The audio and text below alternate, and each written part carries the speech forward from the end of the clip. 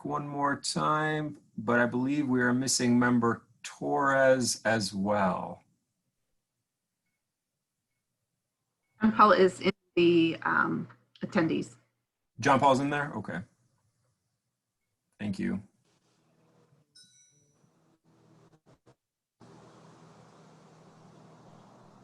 Oh, got him. Okay. Okay. Member Torres. So we are missing. We are missing. Yep, we got you, John Paul. We're missing member Halls, member Piggott. Okay. Excellent. Okay. Thank you. Thank you. So approval of the agenda, seeing no changes, the agenda will be approved by consent. Okay, excellent. So now we're going to open it up for public comment on action items. We're not taking action on much tonight, but if you would like to address the board on things that we're going to be specifically stuff around the consent agenda, you can do so by raising your hand.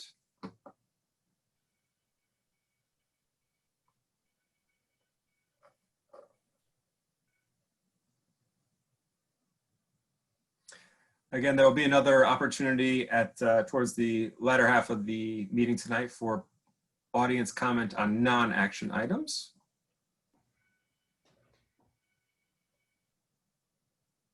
Okay.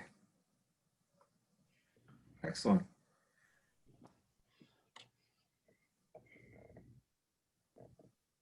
Okay, so now we are going to turn it over to Superintendent Lindberg for our response to COVID-19 update. Superintendent Lindberg.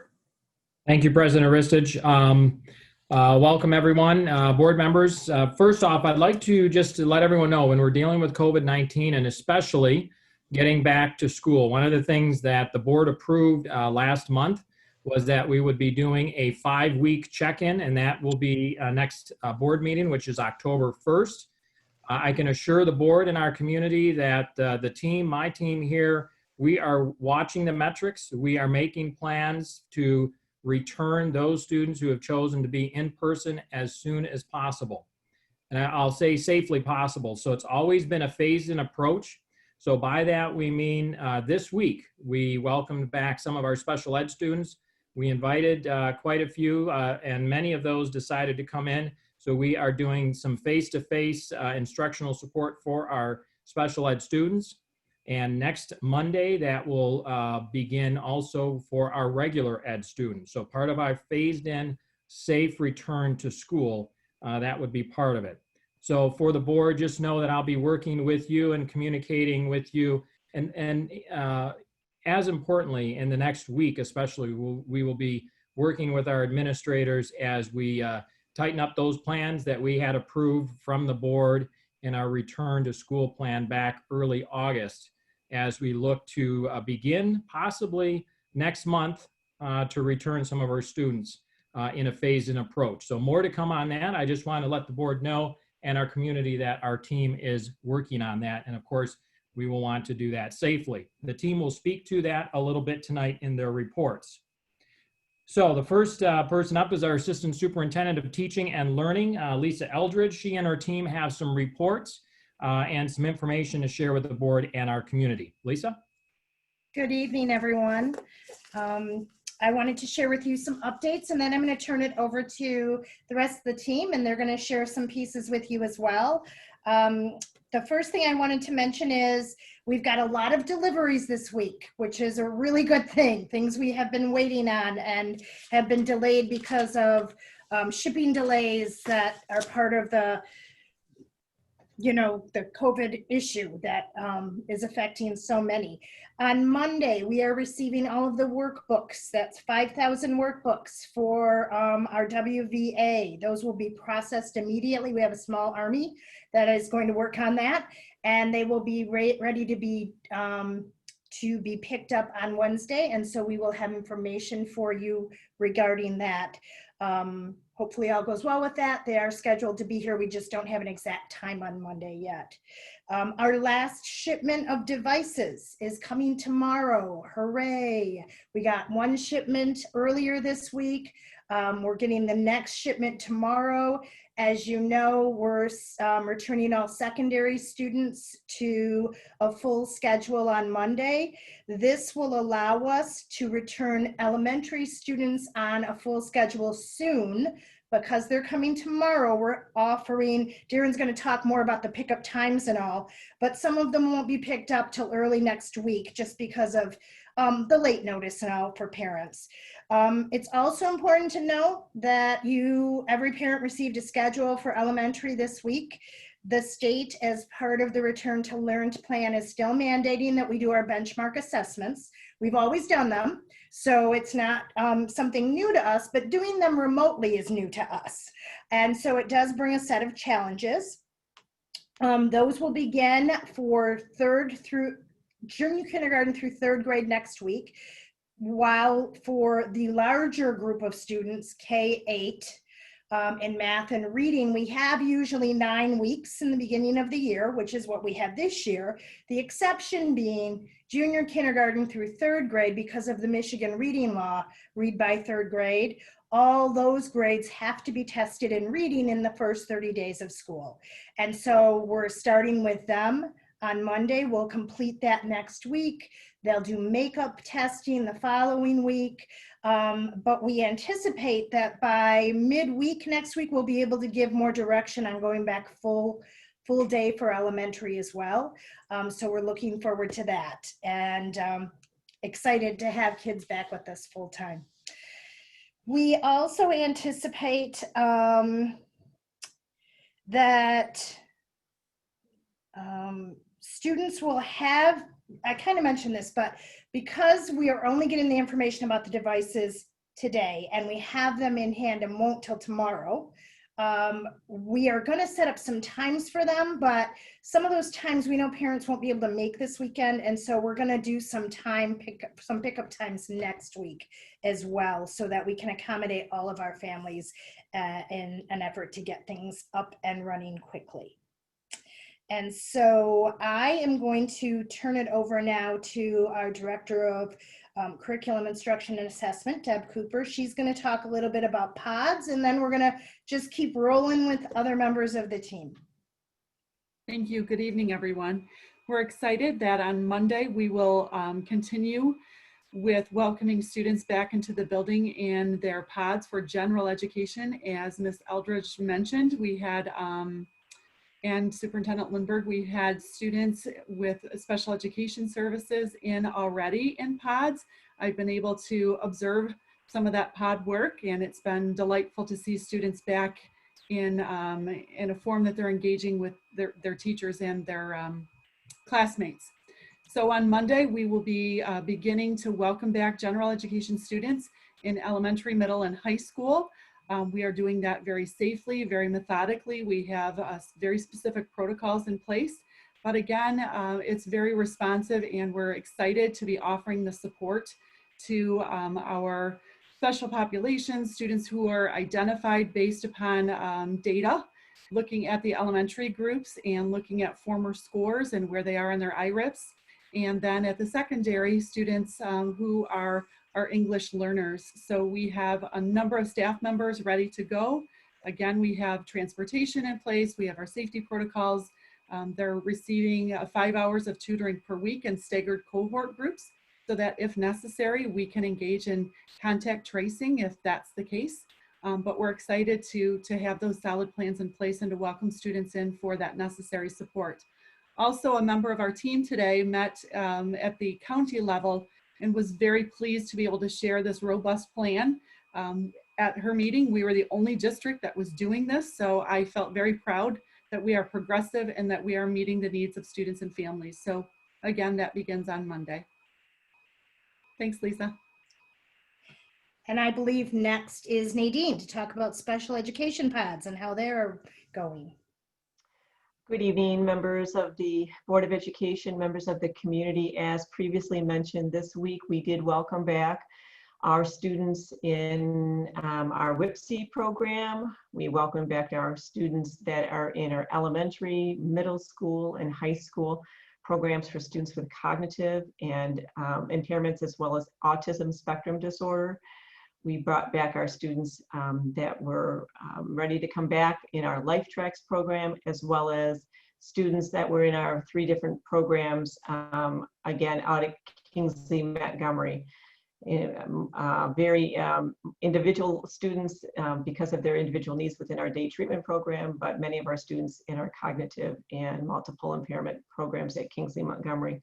In addition to those programs that are up and running at this point, we had walk-in physical therapy services begin this week as well, and that has really been a true benefit for our students. And then our special education team was also offering in-person evaluations. We know that those evaluations right now are very critical, and so I would be remiss if I did not give an amazing shout out to the teachers and the paraeducators and our support staff, our occupational therapists, our physical therapists, our school social workers, our school psychologists, our speech and language pathologists, our building principals for standing there and being ready to welcome these students back.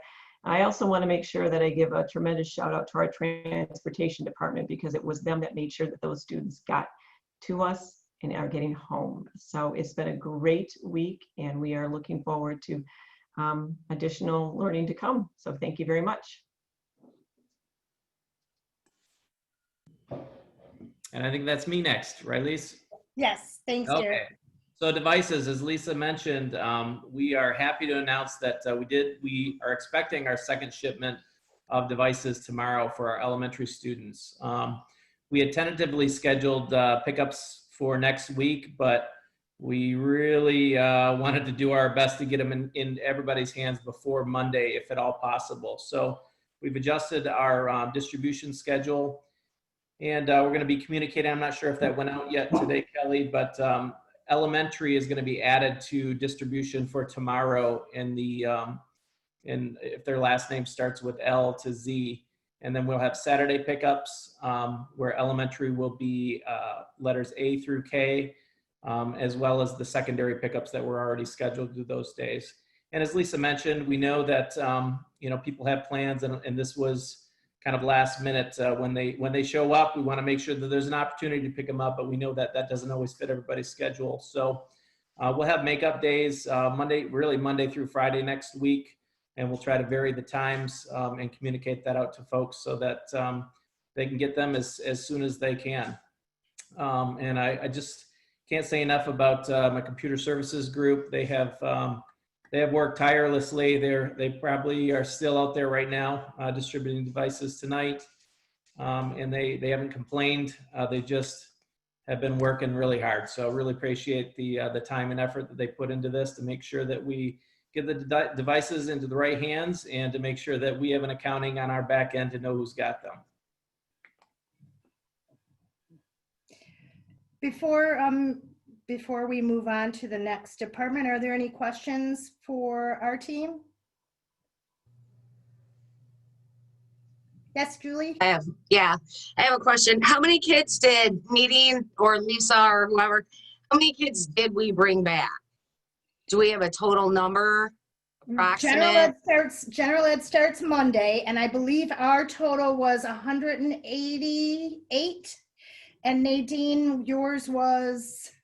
We were just under 170, and that does not include our walk-in physical therapy students. We have roughly about 100 students that receive physical therapy services, and some of them again in their pods, and then some outside of those pods. So I could certainly get that to you if you needed more information, but roughly around that many. I just wanted a roundabout. And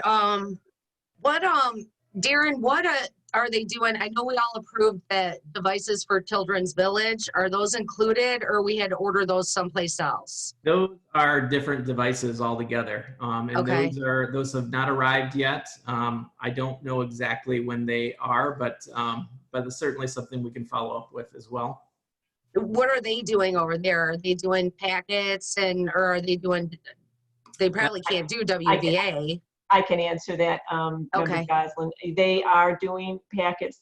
They have actually been having the staff again going the distance for those students in unbelievable lengths. They've been actually doing some in-person meeting, of course, being very safe with meeting them, outside at picnic benches in various different ways, but they are at this point doing packets because of the different type of devices and also the different funding source. And of course, working through some of the complexities, as some of you know, with getting Wi-Fi into the buildings. We are on a little bit of a different timetable than the rest of the district, but I will say that with all of those things in play, once again, our data department has just exceeded all expectations of working so hard to get everything in place. So they've been ordered, and we're just waiting for them, and we'll certainly keep you all posted. But our students at this point are doing packets, and if conditions allow, we'll certainly be having conversations with the administration of Children's Village, as well as internal to see how we can get some more in-person services for those students as well, if conditions allow. Yeah, and I'm aware that the Oakland County has begun to start building their wireless network. So if we're lucky, we'll be done. We'll have our devices about the same time that they're completed with that. Right. And I know that there was just a discussion. If we're going to discuss this later, that's fine. But I'm just going to throw it out there. So at the next board meeting, it's our halfway point. It's 5 weeks. We're going to discuss, is there any discussion about a hybrid program? Is that being rolled around? I've been tracking it myself. High school seems to be just not working. But elementary, the districts that I'm watching, elementary seems to be doing okay. Is that a discussion that we're having? Or we're having a different, can we have a sneak peek if people want to know? Yeah, I think a sneak peek is fair, Julie. I just want to let the team know. I want to work with our building administrators. Lisa and I've set up meetings with them on Monday and Tuesday of next week. So we want to talk with them about their thoughts on how to bring the kids back safely. I think right now our community, I know our community wants kids back 5 days. We're going to do our best in doing that. And what we're thinking is, again, with a phased in approach. We are pretty much committed to elementary. So it could be where we're looking at JK through second grade and then phasing them in. So we're bringing them in safely, testing all of our processes, our protocols and procedures. And like you were just saying, high school would be on the latter end of that. Right. So phase those in perhaps during the month of October. I want to say that, again, working with administrators, making sure all of our buildings, all the safety protocols, the spacing is done and all of those things, but also continuing to monitor the metrics for Oakland County and more specifically Northern Oakland County, which are the numbers that my colleagues here in the North have been monitoring the last few weeks. The most recent weekly update will be provided as part of board notes tomorrow, and that also looks promising, as has been the case the last few weeks. Okay. All right. And one last question. So we have some kids coming back. What are we doing? Are we using plexiglass, or we're just using masks, or are we using a combination, or what are we doing? Are you talking about the pod students? Yes. Okay, they're very, very limited in scope, so maybe 9 to 10 kids at a time, and we are keeping them, so it's very easy to socially distance them. They are wearing masks. We're using all the protocols with hand sanitizer. They're in the buildings for 2 to 2.5 hours, and so we are just following all of the guidelines from the roadmap very carefully to ensure that we all stay healthy and learning. All right. We all need to pitch in for this. Community too. Get the kids back, but we all have to be smart. So I think that's all I got for now. Thanks. Okay. Any other questions? Okay, just because I don't want you to think I'm just disappearing. John Paul. Oh, John Paul. Hi. Didn't see you. Sorry, John Paul.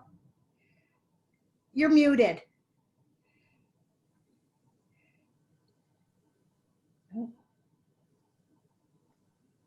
Can't. Is it just me? I can't hear him. No, I can't hear him either. Oh, okay. Can't hear you. I think he's going to text someone. Well, while we're waiting for Member Torres, Lisa, if I could ask you a quick question. Are we taking temperatures? And this might be a in the pods? No, we are not. But I think that's more, Jim can address that in his part because he's going to talk about the safety and the security and the roadmap requirements. But we have thermometers available, but we are using a different check-in system that he's going to refer to. Okay, then I'll save my follow-up for Jim then a little bit here. Remember, Torres is logging off and logging back on here, so Okay. let's give him just a second here. Are there other questions for Lisa?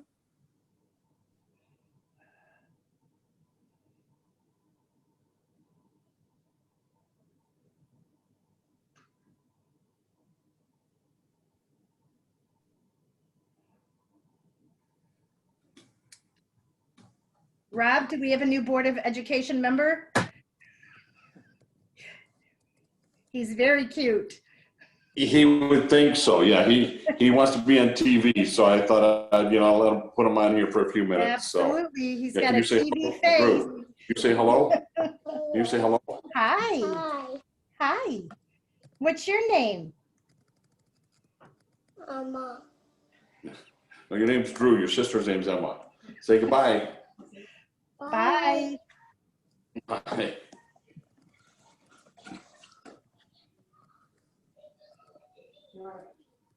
Drew, you can use Grandma's iPad. Well, maybe we can move on. We'll give member Torres, if that's okay with you, Lisa, a second to circle back afterward. Well, what I was going to say is, and I'm sure my team can handle it. My daughter is in from Chicago for the first time in many months because of COVID. So Scott has graciously allowed me to zip out of the meeting after our presentation. So if you want me to wait, I will wait. Otherwise, I'm sure Deb and Darren and Nadine can handle any questions. And I will say good night and enjoy the rest of your evening. Yeah, and you too, Lisa. Thank you. Enjoy, you deserve it. Thank you, Lisa. Have a great time. Enjoy. Thanks. Bye-bye. Okay, President Ristich, we have our Assistant Superintendent of Business and Operations, Sandy Elkin, her team, to provide some updates to our board and our community as well. Sandy? Sandy, I'm going to make you host so you can, I believe, share your screen. Yes, we'll start first with athletics for our update tonight, since Allison also has to leave for another event, and then I'll start the presentation at that point. So Allison, if you want to start. Hello, everybody. I hope you can hear me okay. Thank you for having me on here so I can give you all of our athletic updates. As you know, just like all this COVID stuff, this has been quite a roller coaster in the world of MHSAA athletics as well.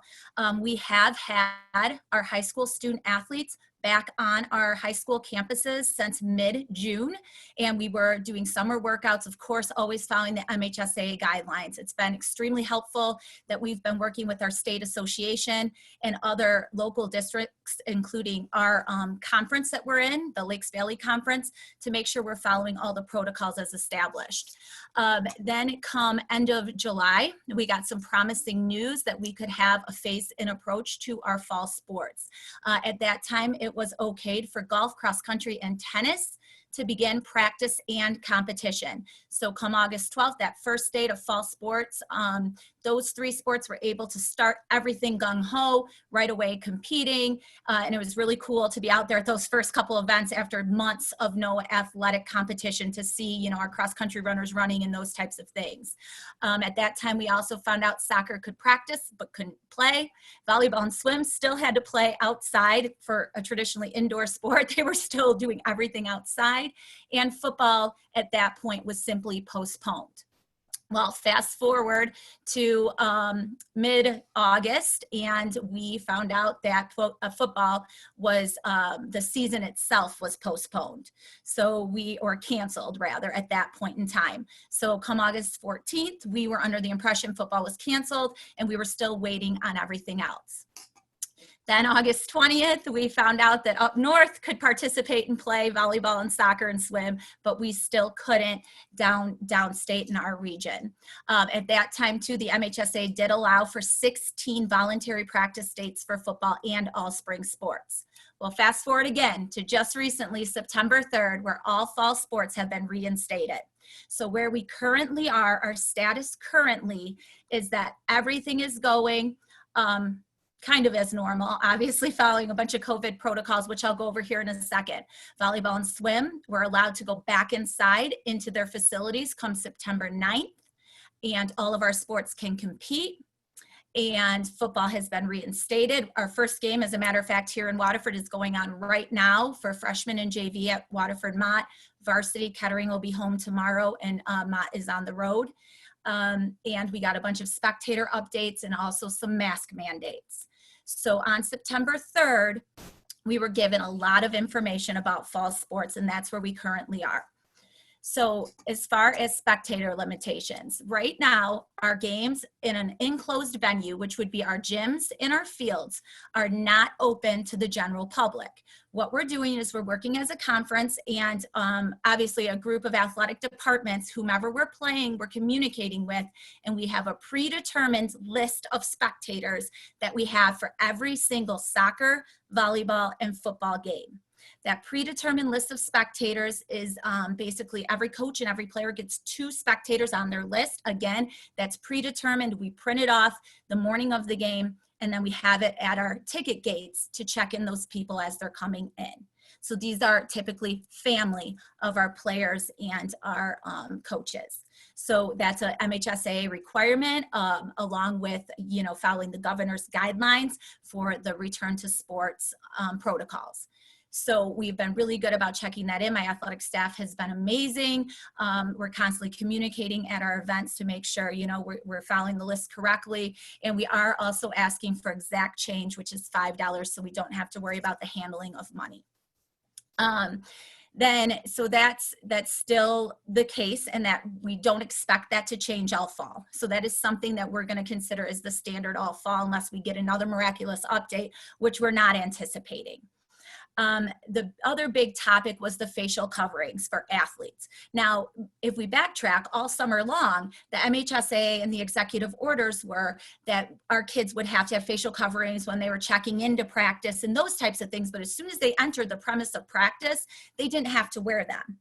Then come even the beginning of August, when fall sports was starting to begin, now it tightened up a little bit, where if you're sitting and waiting for a drill or you're getting a water break, you should have your mask on. But even when you were in the athletic activity, you didn't need a mask.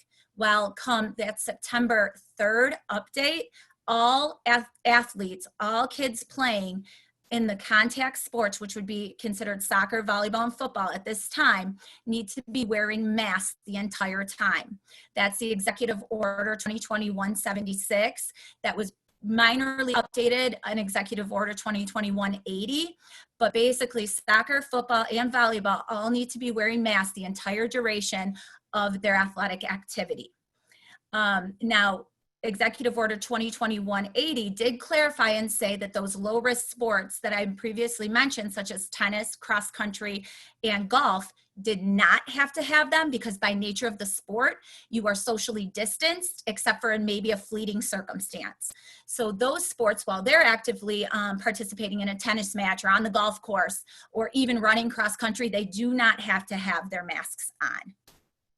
So that was, you know, one of the hardest kind of adjustments to make when the kids and the coaches had been, you know, following a certain set of protocols, and now we're initiating these other set of protocols, and they've been great. And I give the coaches and the student athletes and all the helpers all the credit in the world on really doing a good job, you know, implementing these things. Another update too, just in case you stop by a game, officials are not mandated to wear facial coverings. So you might see an official or a referee at a game without a face covering on. So it's important to note that, you know, and I've been to quite a few games that is common, that they won't have them on. They need to have them on until they get on the field, and then they can take them off. The other part, so where we are right now. So far, we have a competition going on right now, so I don't consider it completed. We had a few competitions today. We have a soccer game at Kettering right now. We have completed 28 competitions at our high school. So already this fall, in only just over a month, about a month, we have completed 28 competitions. Swim and volleyball competitions will start next week. As I mentioned, football started tonight and tomorrow. And the protocols that we're following for each of these competitions. Maps are being supplied for when schools are visiting us, so that we can kind of help with staffing and traffic flow of visiting and home spectators, as well as there's available products such as hand sanitizers, disinfectants, towels, things of that nature that would be considered the PPE products that, and the sanitizing products that we need per sport. And in our conference, we have a sports commissioner for every sport. For instance, I'm in charge of soccer and volleyball. So we developed our protocols for those games in conjunction with what the MHSA guidelines had stated. So we have those materials ready at every competition as well. And we, of course, communicate this in advance with the visiting team as they do with us. Check-ins. So far, our check-in process, you've probably heard about it before, but basically it's a National Federation of High School Sports check-in where we're asking COVID questions. Do you have shortness of breath? Have you been around a COVID positive person in the last 14 days? And there's a Google link that our student athletes complete before every practice and game. And we have nearly 7,000 check-ins between the two high schools so far this fall. And I would like to knock on wood when I say this, but we have had 0 team quarantines this summer at all. So again, knock on wood, we have had 0 team quarantines. You probably, read some articles, but thankfully we are on the right track so far. This week, our spring sports are starting. There's 16 allowed practice dates, which are obviously outside for spring sports. And our winter sports some of our winter sports will start their MHSA off-season workouts starting next week. So we are quickly, getting our kids back reacclimated, still following all of these COVID guidelines. And again, a good testament to my staff and the coaches and the student athletes and the parents for all their follow through.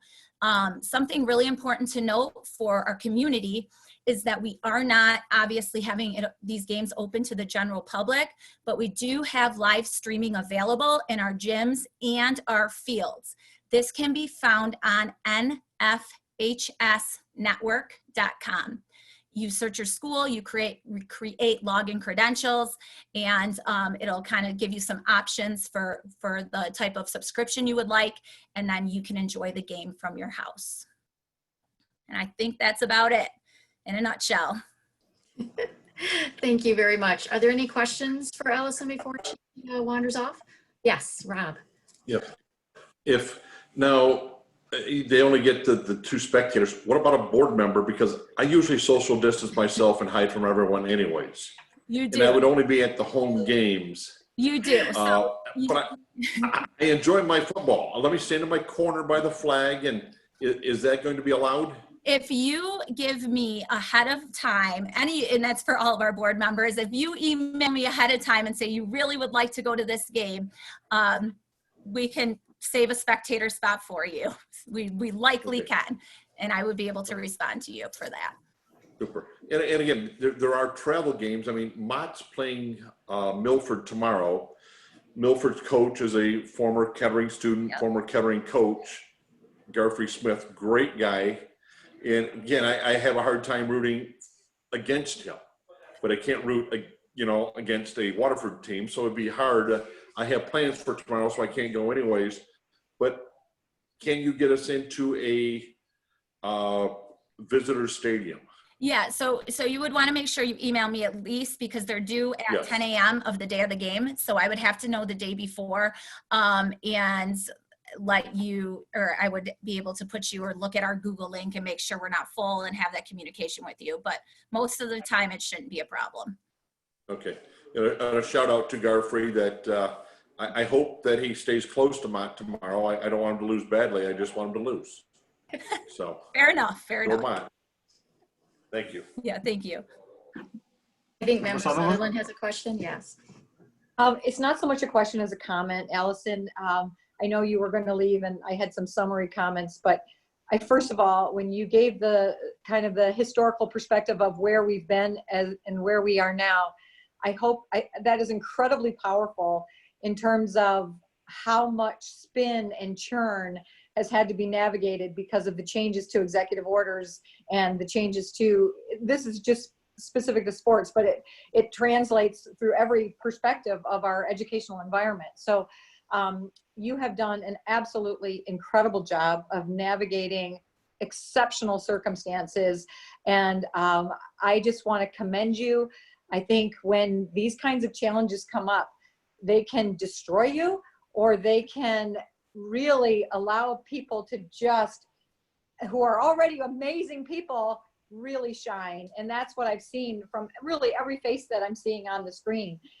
It's just incredible work, and it's always what's in the best interest of our kids. And I love that. The fact that we're already able to navigate this territory safely and get our kids in these, most of them are non-contact sports that have occurred so far, the competitions that occurred thus far, but it's really mind-boggling how much has changed, how much has transpired over the summer, and that we're where we are today. And I just want to thank you for getting us through all of that and for doing it in the best interest of our students. It's unbelievable. So fantastic work. Thank you. And hopefully I can continue to say zero team quarantines, and that's obviously the goal. So I appreciate that. Thank you for your support. Thank you, Allison. Okay, I'll start my presentation. Okay, perfect.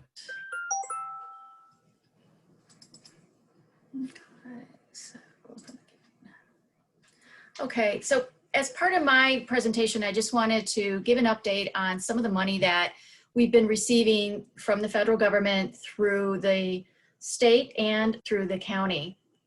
And because this was a little bit more convoluted than just got Allison's update, so that was very convoluted, not having a slide. So I wanted to have a slide just to show some of the stuff that we've received. So back in, I think it was spring, we received some ESSER formula, or at least we were notified about this, and it was based on the allocation that we had for Title I for 1920. And then in July, we also received some Corona relief funds through the state, and that came out to about $12 per pupil. And then we received in August some more relief funds from the state, and it was $350 per pupil. However, we also in that month got a reduction to our 1920 state aid of $175 per pupil. So part of this was really intended to offset the effect to the districts.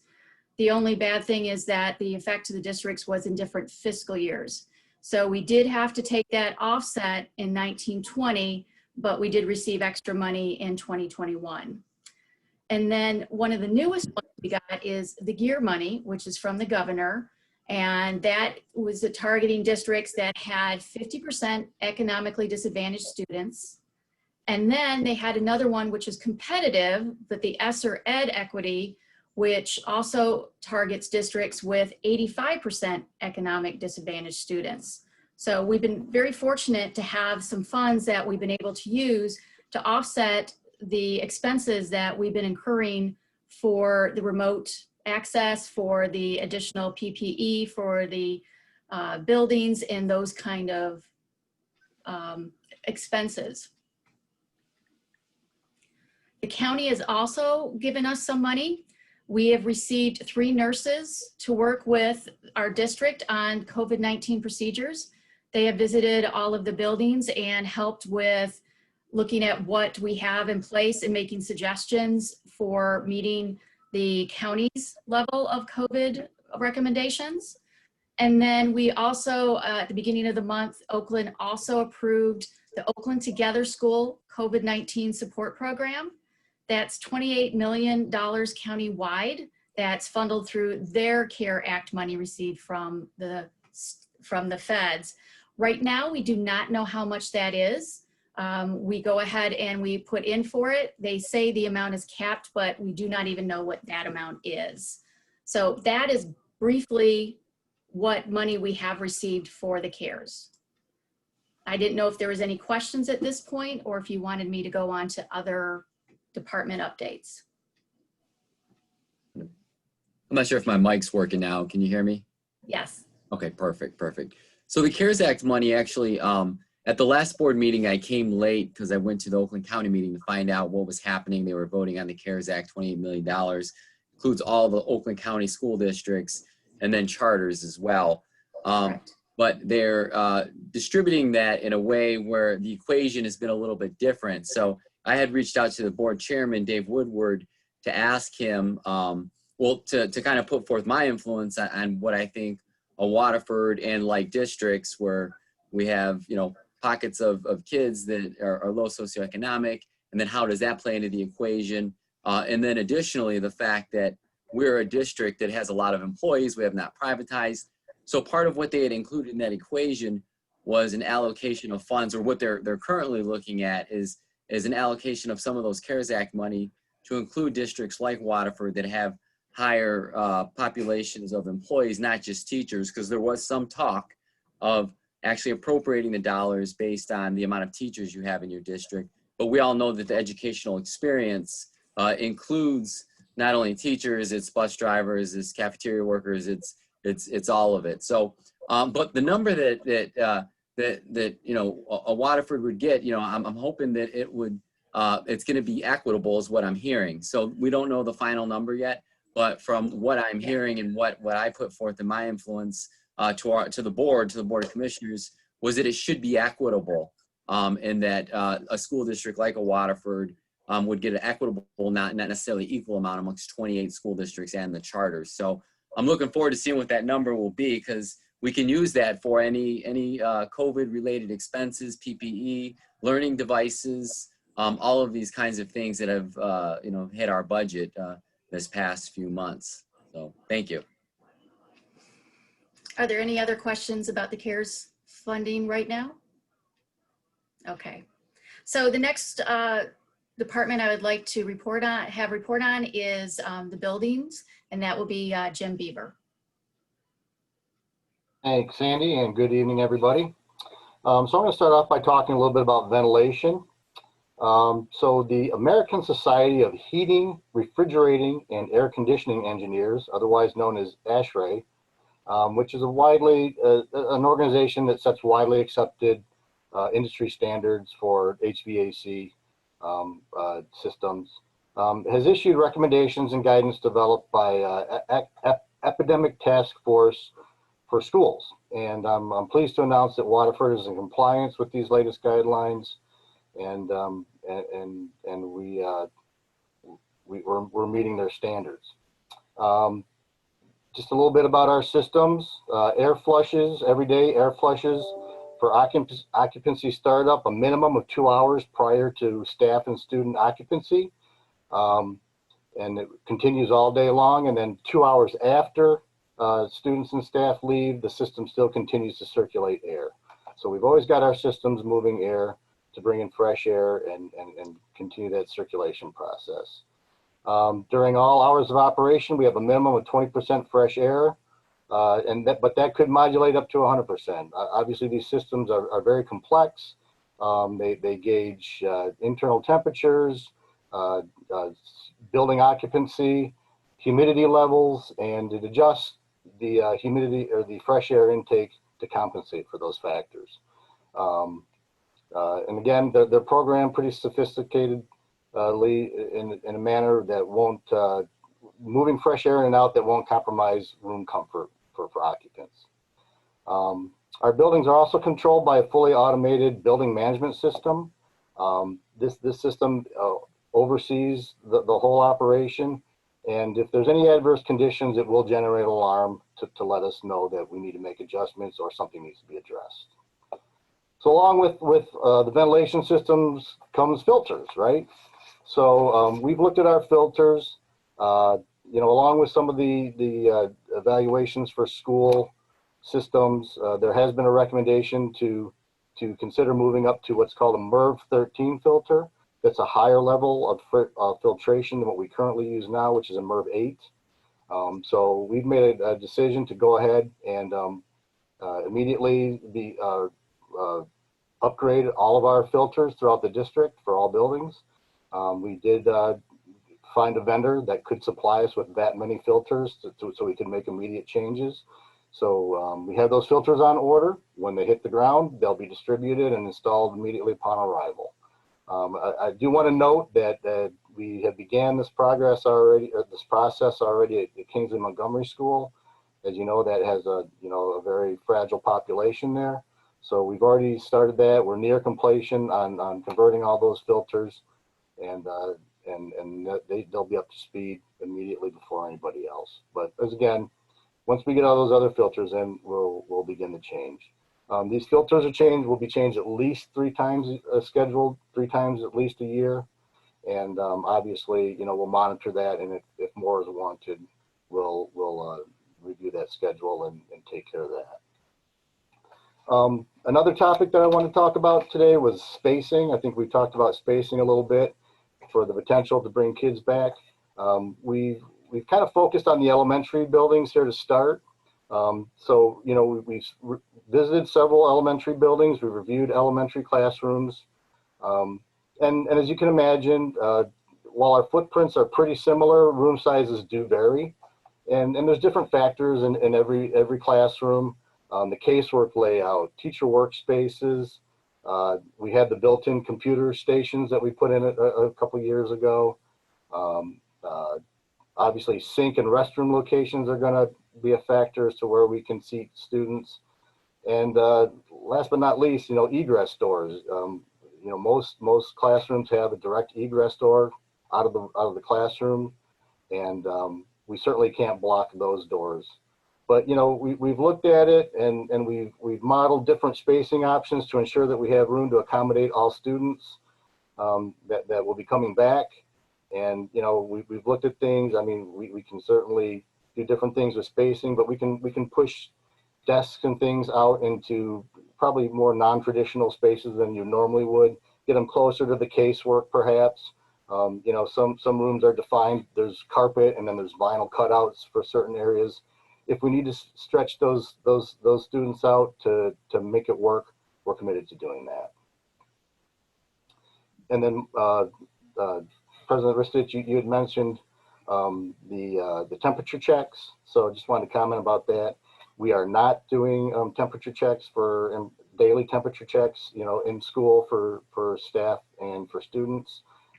We are, I think as somebody had mentioned, we did provide, Lisa had mentioned, we provided thermometers to all the buildings, and those will be used for what our term is quarantine rooms or quarantine areas. Is kind of required by the roadmap.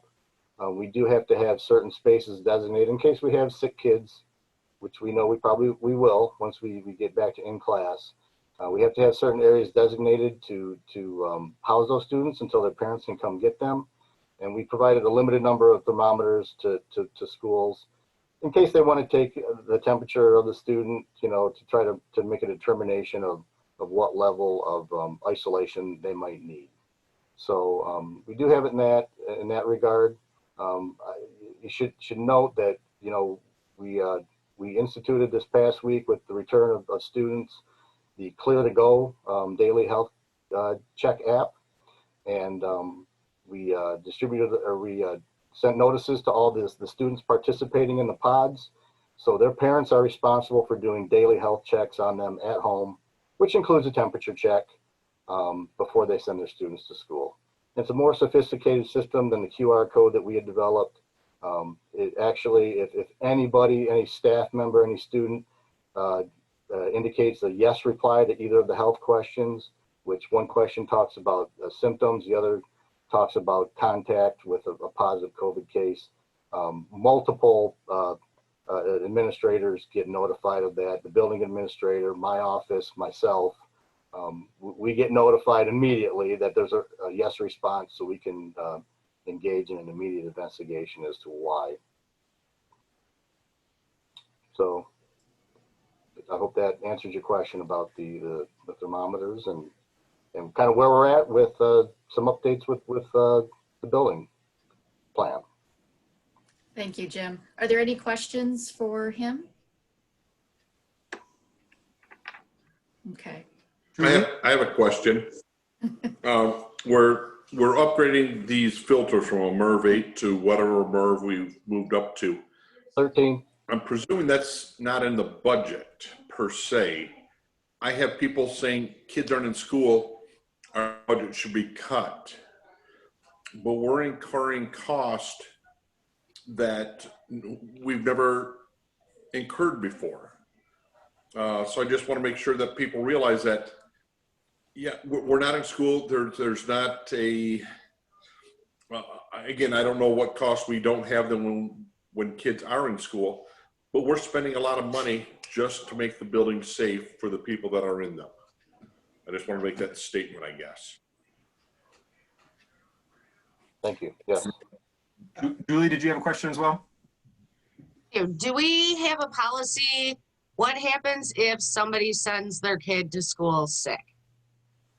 What is our policy? And we know, and they get there and within 20 minutes, we know they're sick. So the quarantine area that I mentioned, they'll be sent to the quarantine area and the parent will be contacted to come and get their child. Are they done? Would they be done with pod learning if that happens? I think it depends on the nature of their illness. You know, if it's a tummy ache, you know, we've had tummy aches and they'd come back the next day. But if they're exhibiting symptoms of COVID-19, then that's a conversation that we need to have with them and make a call on that. But we have thought about what we would do with that. I mean, you don't have to say it, but I just want to know that the conversation is being had. Because I tell at home, and if there's a concern that they have serious symptoms of COVID, then they will be excluded.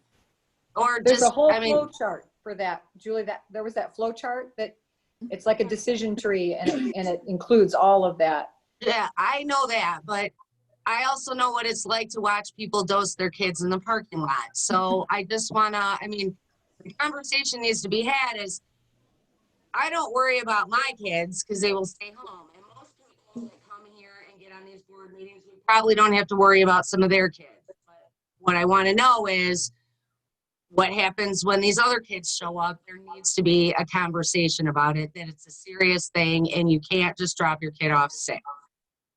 Especially if we're talking about going back to school, which I, for one, am ready. I'm ready for hybrid tomorrow. But I just want to make sure that's in the conversation. Absolutely, and I appreciate you continuing to bring it up because it is important. We all need to work together to keep everybody safe, including. Exactly. Thank you, Jim. Thank you. Thank you, Jim. Real quick. Yes. Oh, yeah. I just wanted to, I wasn't able to get my piece in earlier. Sorry about that. But getting back to Scott and the idea of bringing the kids back, and as a parent of a first grader, you know, before being a parent of a first grader before being a school board trustee, you know, it is a struggle. It is very tough right now. And I would encourage, you know, anybody on this board or our administration to sit in on some of those classes, you know, in the instruction and what the kids are doing. I watch my daughters every day, and it is a struggle because these kids got energies, they're moving around. And we had an email from I think it was a substitute teacher who made a very good point about the idea that K through second grade, that we should really look at some kind of hybrid for them, which is, I know I had a conversation with you earlier today, Scott, about looking at something to that extent, because those are the most vulnerable right now. You know, I have a 22-year-old and I have 22-year-old in law school remote right now, and I have a first grader in first grade remote. So I'm seeing both ends of the spectrum. The 22-year-old in law school is completely self-sufficient right now and doing great. And the first grader needs both mom and dad. And mom and dad are trying to do their work, their jobs to keep our livelihood, right? And that's reflective of so many other parents. And the advantage that we have is that we have two parents in the house. You know, the many emails and conversations that we've had with so many people in the community that only have one. So the quicker we can get better, that we can move towards this, you know, the better. And, you know, just hearing the facilities update and all of that. And I'm wondering about space, and it sounds like you guys are already thinking about that, about how many kids we could bring in. Because we know that just from before that not everybody, and we have virtual anyways, so they're going to stick with the virtual academy. So, but the ones who are remote, you know, like I chose remote for my daughter because you know, we wanted the opportunity to be able to bring her back when we were ready. So I think the more we can continue to have that conversation and think these things through, you know, the better, because there are a lot of parents right now that, you know, every day, you know, of instruction is important. Every hour of instruction is important. So if these kids are missing that instruction, and mom and dad are doing the best they can, you know, I'm doing learning packets at 7, 8 o'clock at night, you know, because, you know, I want to make sure that my daughter doesn't fall behind. She's in first grade and these are vulnerable years. So this is the continuation of thinking this through, you know, in the facilities and, you know, and even as we talked about the financial piece, you know, because we are incurring costs, a lot of costs in PPE, and all of these things that we wouldn't normally spend money on. So that CARES Act money that can come from the county could be a huge boost if we can get that. But thinking ahead, but with the buildings, then my question was that at what capacity do you think we have roughly? Do you know of students we could have? Like it would be like a 20% of a building that could be brought in. Is it 30%? Do we know that number, or is there a ballpark? Well, I'll speak to that. I think generally we can do it. I think the question is, how are we walking them in? How are we doing the halls? How are we doing class exchanges? And how are we doing the bathroom breaks? And to be honest, board and community, we looked at all of this in early August. So then those changed. So it's important for us to get back to that, have those meetings, those collaborative meetings, and get the input from our principals next week, make sure that we can bring our staff along. But in terms of the number of kids that are virtual, that will give us some room on buses and certainly in the buildings that we'll be able to work with. I just remind everyone here and everyone listening from home, the number one thing we always hear from the health department every week is everyone wearing those masks. And that's why we went beyond what the return to roadmap said, that masks, they had said at the elementary level was optional. We had said pretty early on, I think late July, that those would be required, because that's the number one defense. That's the best defense. Because you're not going to keep kids 6 feet apart all day long. We won't even be able to do that in some of our classrooms. But to space them out, as Mr. Beaver was talking about, with those masks on, washing our hands, going through those routines, that'll be important. Okay, any other questions for Jim?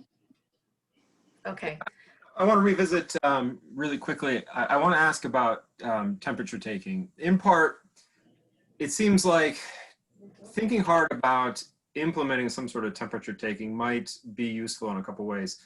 Number one, it seems like it's an opportunity for us to control that which we have control over. It seems to me one of the best things we can do is be able to identify those who are symptomatic early, even in a school day, because the superintendent Lindbergh just pointed out, we're not going to be able to socially distance.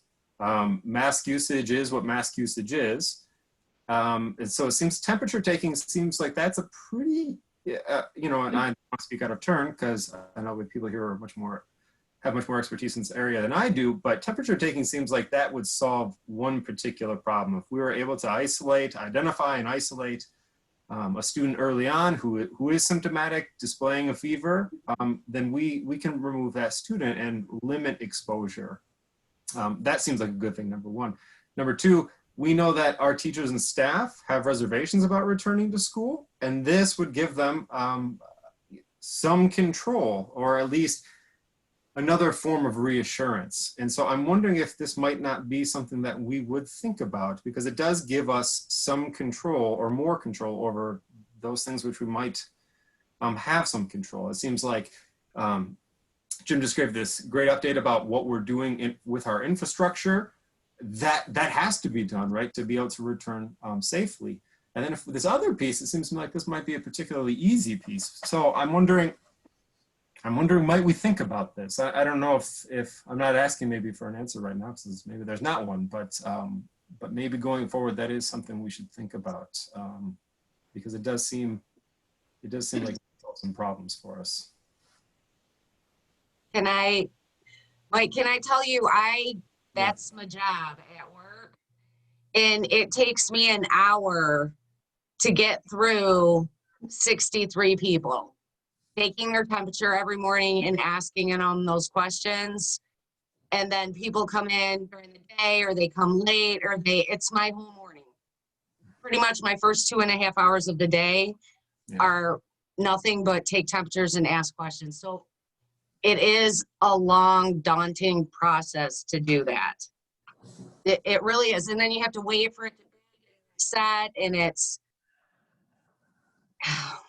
a lot. It is a lot. Yeah, I believe it is you. a lot. And The other piece, Mike.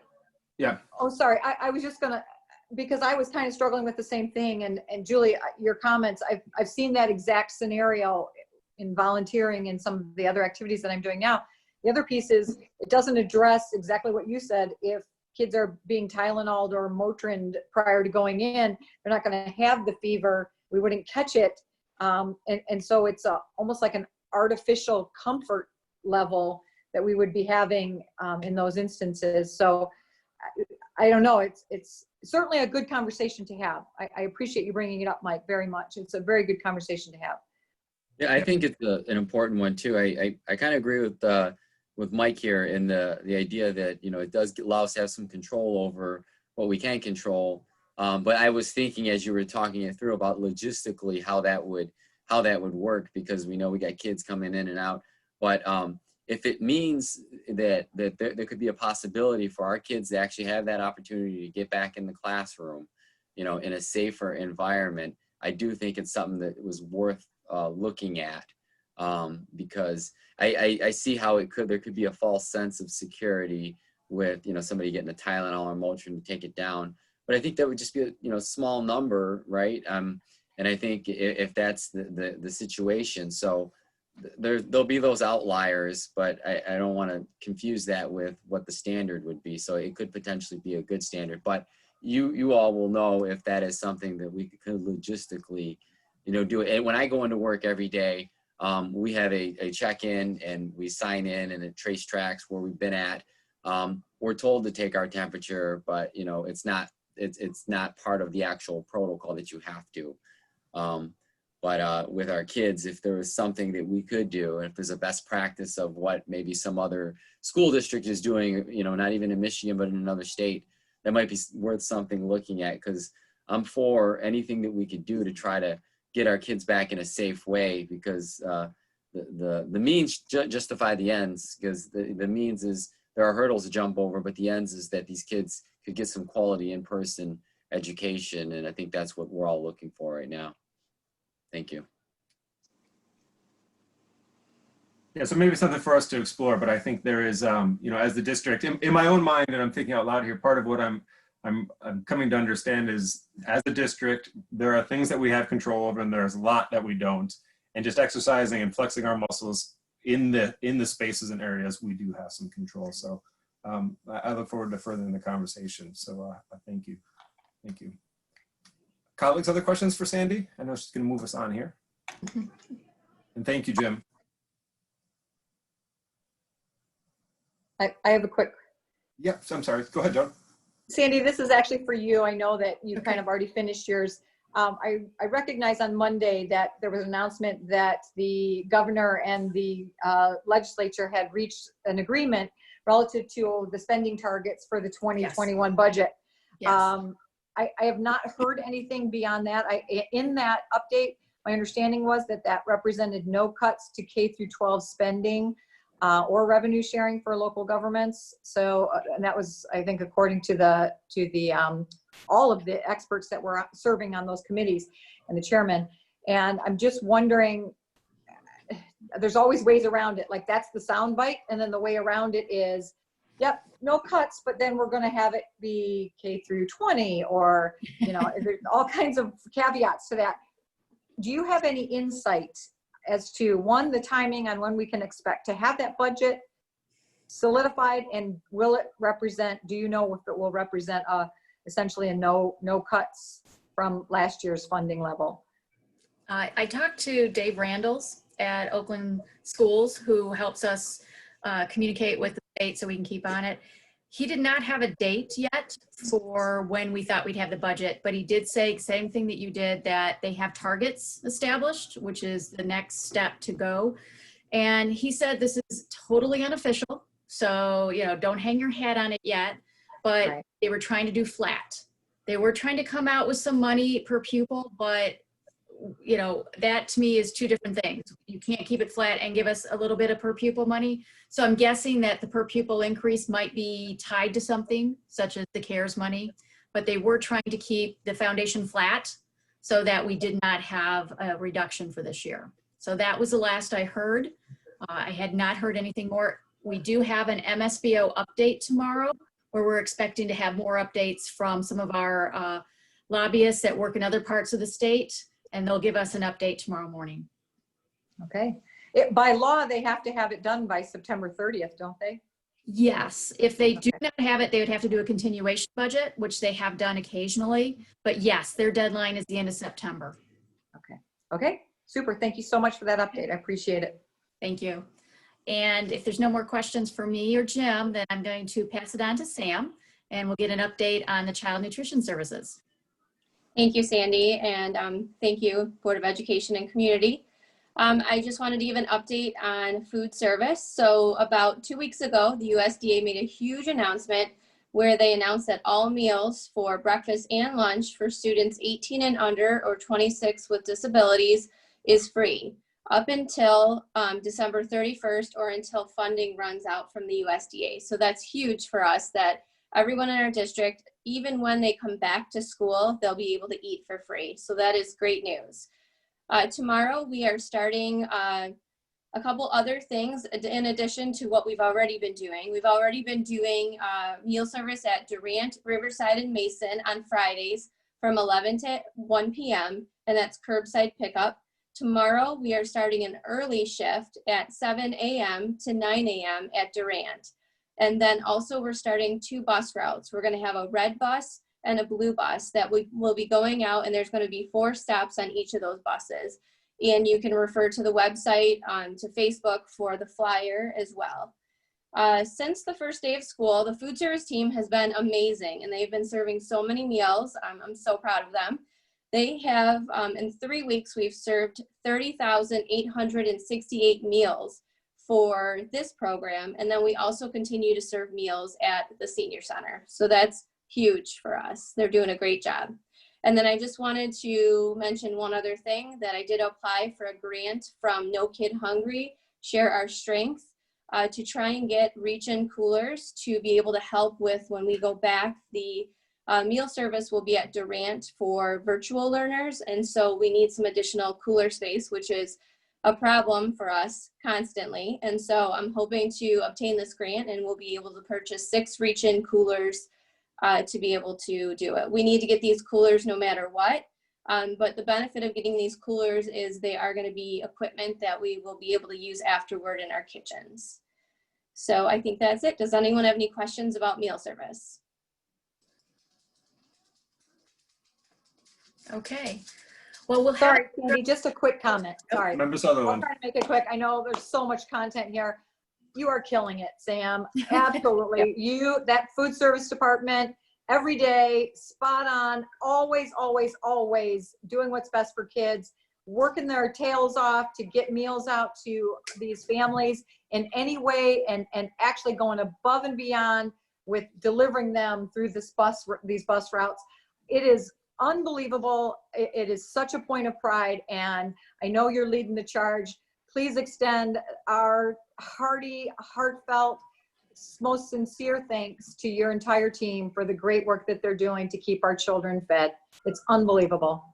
Thank you. Thank you. Thank you for taking that out of my mouth, because they've been doing so well in food service. Sam, is there still volunteer opportunity for people that would like to? I know last spring, we were able to do that. Is that something that we can still continue to do on the days that you guys do distribution? Unfortunately, there is not. We do have enough food service staff where we're able to staff it, and we're giving those hours to our food service staff. So if you wanted to come out and kind of stand and just, thank people for coming, you can do that, but I do have the staff covered. So we don't need it, but you are more than welcome to show up and help and just kind of see the community. But the food service workers will be doing all the work. I'm sorry. Yeah, no, and I note that last year you guys distributed 400,000 meals, I believe it was. Between March and August, we did almost 480,000 meals. Yeah, wow, amazing. Thank you. Yep. I would say thank you, but no one says thank you better than Joan. So thank you, Joan. Thank you, food service. Thank you, Sam. Thank you.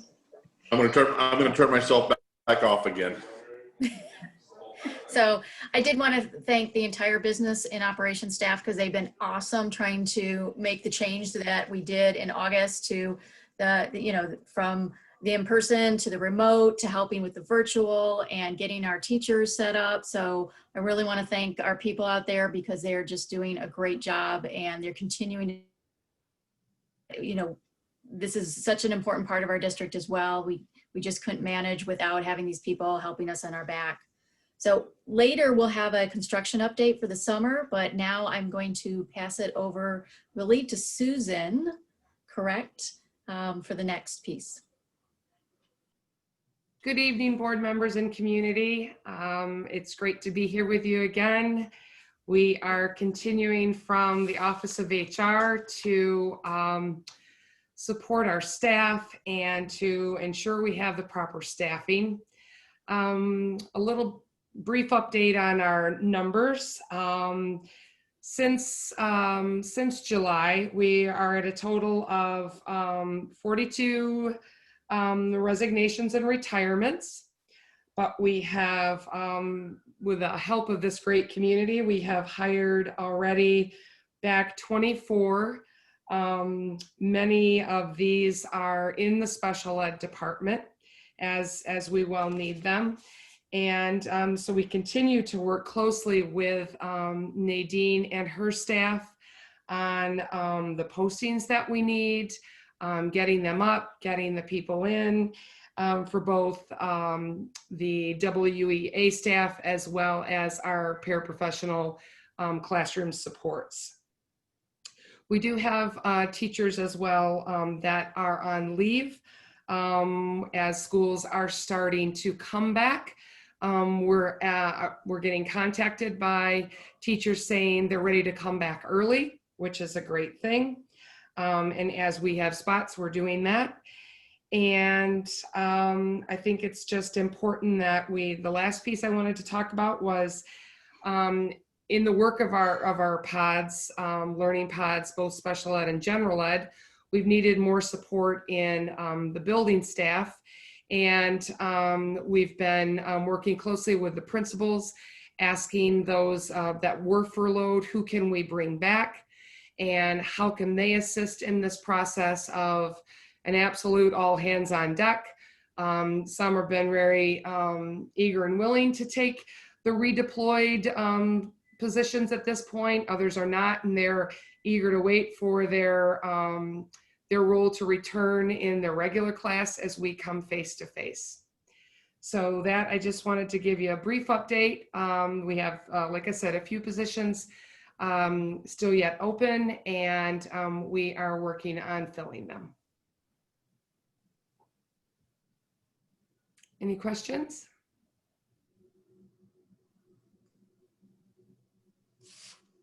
Yes, just quick math. 42 resignations and retirements and only 24 new hires. We have 18 positions to fill as of right now? No, some we don't. We were able to not fill.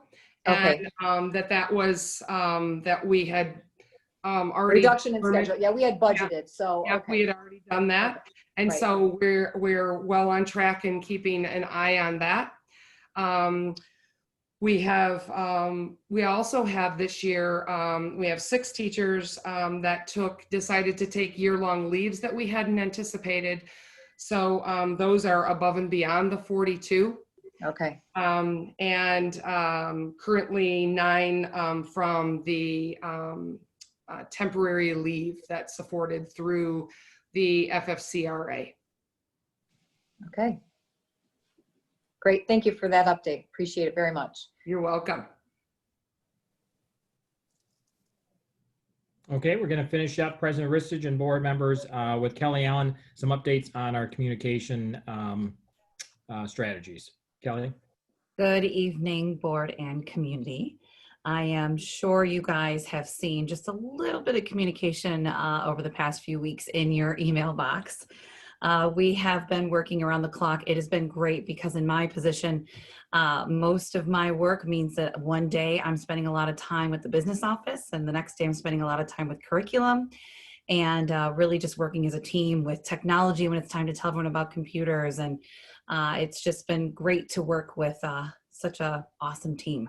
So we have had to put out several updates. We have had new schedules to release, information about laptops to pick up, which by the way is probably one of my favorite messages to do recently, to let everyone know, great news, the laptops are finally here. I probably should just send that one to Darren over and over again so he can just hear how wonderful that news is. So we've had several updates in that capacity.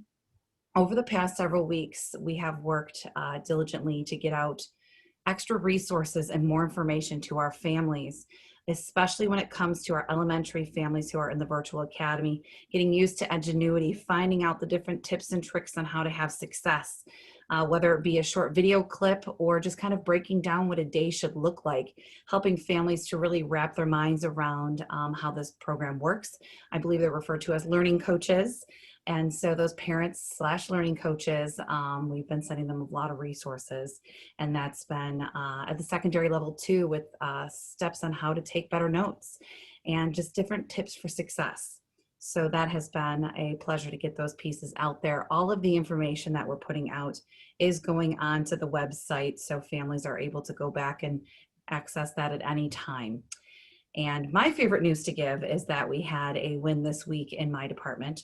One of our biggest concerns for communicating with our families, and a lot of our virtual families were starting to notice, the information for our elementary and middle school children, those families were not able to get the information from their home school. So to just use Riverside as an example, if you were a Riverside Virtual Academy student, for the past couple weeks, you have not been able to receive that Riverside information. Well, thankfully, I believe it was Oakland Schools and Darren and Grace Sutherland or Grace Cook, the whole group came together and we were able to create those lists. So now each of our buildings has the capacity to email both their virtual and remote children at the same time, keeping our families together, keeping that community together. So that was a big win for us, and we are very happy about that. And at that point, any questions from anyone? Yes. Just a statement. I'm happy to hear that because I think that was one of the communications we were getting a lot from in emails from parents was the not when you're in virtual academy, not getting that communication directly from your school. So thank you for your efforts in doing that. And I think it just goes to show that the sign of the times and you know the challenges that COVID faces or puts forth in us in this virtual world. And as you saw, you know, I wasn't able to communicate through the audio earlier because I hadn't updated my Zoom, you know, and apparently there was an update last night that I was supposed to make from when I used it yesterday. So it's these things that we have that cause these inadvertent, you know, paths to not cross correctly.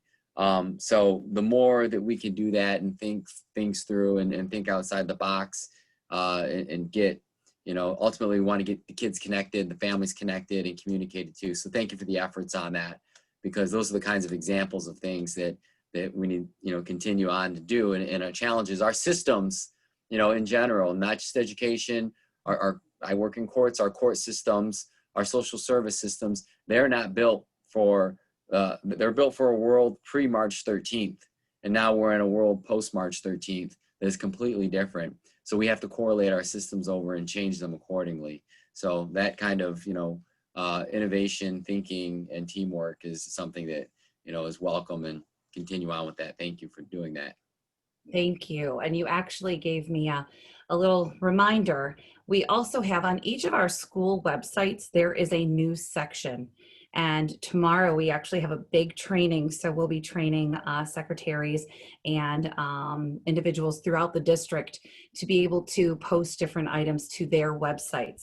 So with that, we will be able to take any of that news that would be coming from that school, post it into their news section, and that is something that parents can subscribe to. So it's just another option, another way for our parents to be able to stay connected to their home school while we are all at home. But that is just another added bonus that we have coming the way of our families. So if they see that little orange button, I should probably send something out so you can see, but there's a little RSS feed orange button. And if you click that, you can subscribe to it and get an email anytime there's an update there. So just another way we're trying to reach out to our families. And then I do also have to mention my team and an extension of my team. I mentioned a couple weeks ago all the phone calls that have been coming through and all the families that we're trying to help, and it's blown my mind how great everyone has been. Our parents have been patient with us because sometimes it takes us a minute to get answers and to get back to them. Our staff members have become quick experts on programs they never thought they'd have to know about, and they're really helping our parents get through this, and I'm very appreciative to our entire team. Member Sutherland? I think, Kelly, I'm sure when you joined us a year ago that communication director meant one thing to you. And now here you are, having gone through the last 6+ months of COVID, and as you said, a myriad of communication from every arena of our school district has had to be cultivated and followed up on, and every single day there's something new that you are communicating. And I always say communication, you cannot over communicate, and it has been an absolute Herculean time for you. You have rose to the challenge every single time. And I can't imagine our district having gone through all that we've been through and that we're continuing to move forward through without you and your communication and your, honestly, your personality. You're just like, we're just going to keep pushing forward. We're just going to keep moving forward. We're going to take this challenge and we're going to do the very best we can. And people rise to the occasion because of that whole, we're in this together, and you're kind, thoughtful, and thorough in your responses to our parents. I hear it over and over and over again. So I just want to thank you for that. It's been absolutely exemplary. And so thank you. So grateful. Thank you very much. Well, President Ristich and board, that does end our COVID-19. And I do apologize for the time that it takes, but I think it's so important that we report out to all of you as representatives in our community and those that are listening in, the work and all that we continue to do to meet the needs of our parents and students. We're going to continue to do that. Thank you so much for being patient with us tonight for this COVID-19 update. Excellent.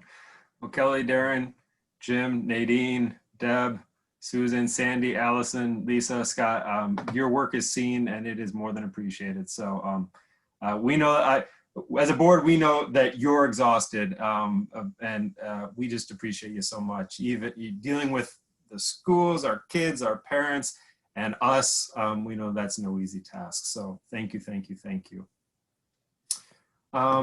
While we could sing your praises much longer, we're going to hear now from Mr. Burkowski from Barton Malo on a construction update. So Larry, I'm going to make you host right now. So are you going to share your screen, Larry? Yes, I'd like to. Thank you. So I'm going to make you host. Okay. Okay, you should have that capability now. Let's see.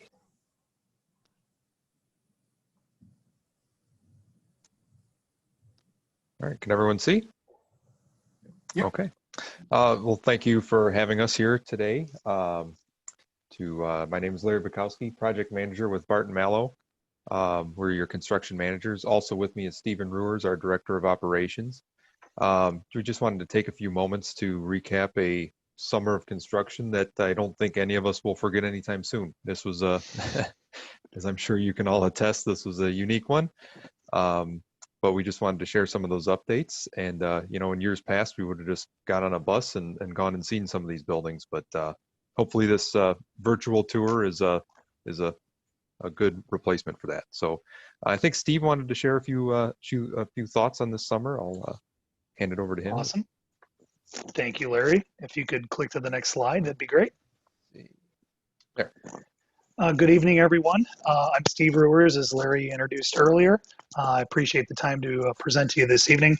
As Larry referenced, you know, this is a very unique time for you in the district, as well as us in construction, having the opportunity to not provide work for a couple months when the governor shut us down with her executive orders was something very unique. You know, we had to maintain the construction timelines and to make sure we, you know, achieved our goals to be able to allow you to achieve yours.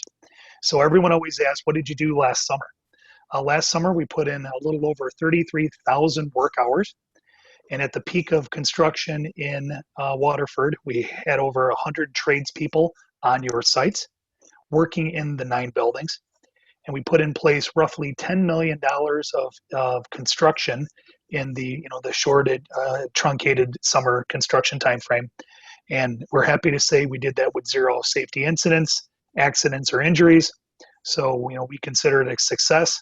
And to talk a little bit more about those successes, I'm going to turn it back to Larry, who can talk about the specifics of your projects. Larry? Steve, first up was the biggest of the projects we took on this year, Schoolcraft Elementary. This was phase 1 of a total renovation of that building, as well as an addition that was put onto that building as well. The interiors, we did new lights, ceilings, floors, paints, and boilers, which are scheduled to start up for the heating season here in a couple weeks. The exterior, new parking lot, not just a new parking lot, but a completely reconfigured parking lot, as we've been doing in the other elementaries, to kind of segregate bus traffic from parent drop-off traffic. It just improves traffic flow, creates for a lot safer pickup and drop-off process. That work's all done in the parking lot. The playground and underground utilities were part of this project as well. The playground actually, we're planning to complete that in October. So there's also a 9,000 square foot gym addition that is scheduled to be turned over at the end of the year, December 31st. Currently, we're working on ductwork, electrical, and masonry. That's the activities that are in progress there. Just a few shots of the interior of Schoolcraft. You can see the shot on the left is during construction. All new ceilings and lights in the corridors and classrooms. All new flooring in the corridors. A lot of new paint occurred in the corridors as well. Just another corridor view, kind of a before and after. This was a set of gang restrooms in the one of the corridors. You can see it was a total gut and reconfiguration. This looks like it's the teacher's lounge area. This was kind of a progress shot to what it looks like today. This is the bus loop I was referring to in the back of the building. Kind of a shot on the left of what it looked like during construction and what it looks like towards the end of construction. This is a view of the, let me think, the east side of the building. I'm not sure if you're familiar with this site, but every year they'd have a carnival or a fair, and one of the major issues this site's always had is that it held a lot of water. It basically sits in a cereal bowl. It's the low point in the neighborhood. And this picture on the left, you see these orange tubes. Those are actually going to be underground, and those store stormwater.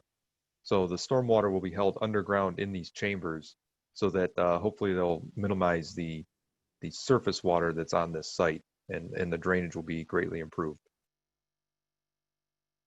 This is what the gym addition looked like during construction. Here's a more updated shot of the completed brick. Here's a shot on the inside. You can see on the left the structural steel for the roof. And then this is a updated view of the corridor that kind of separates the addition from the existing building.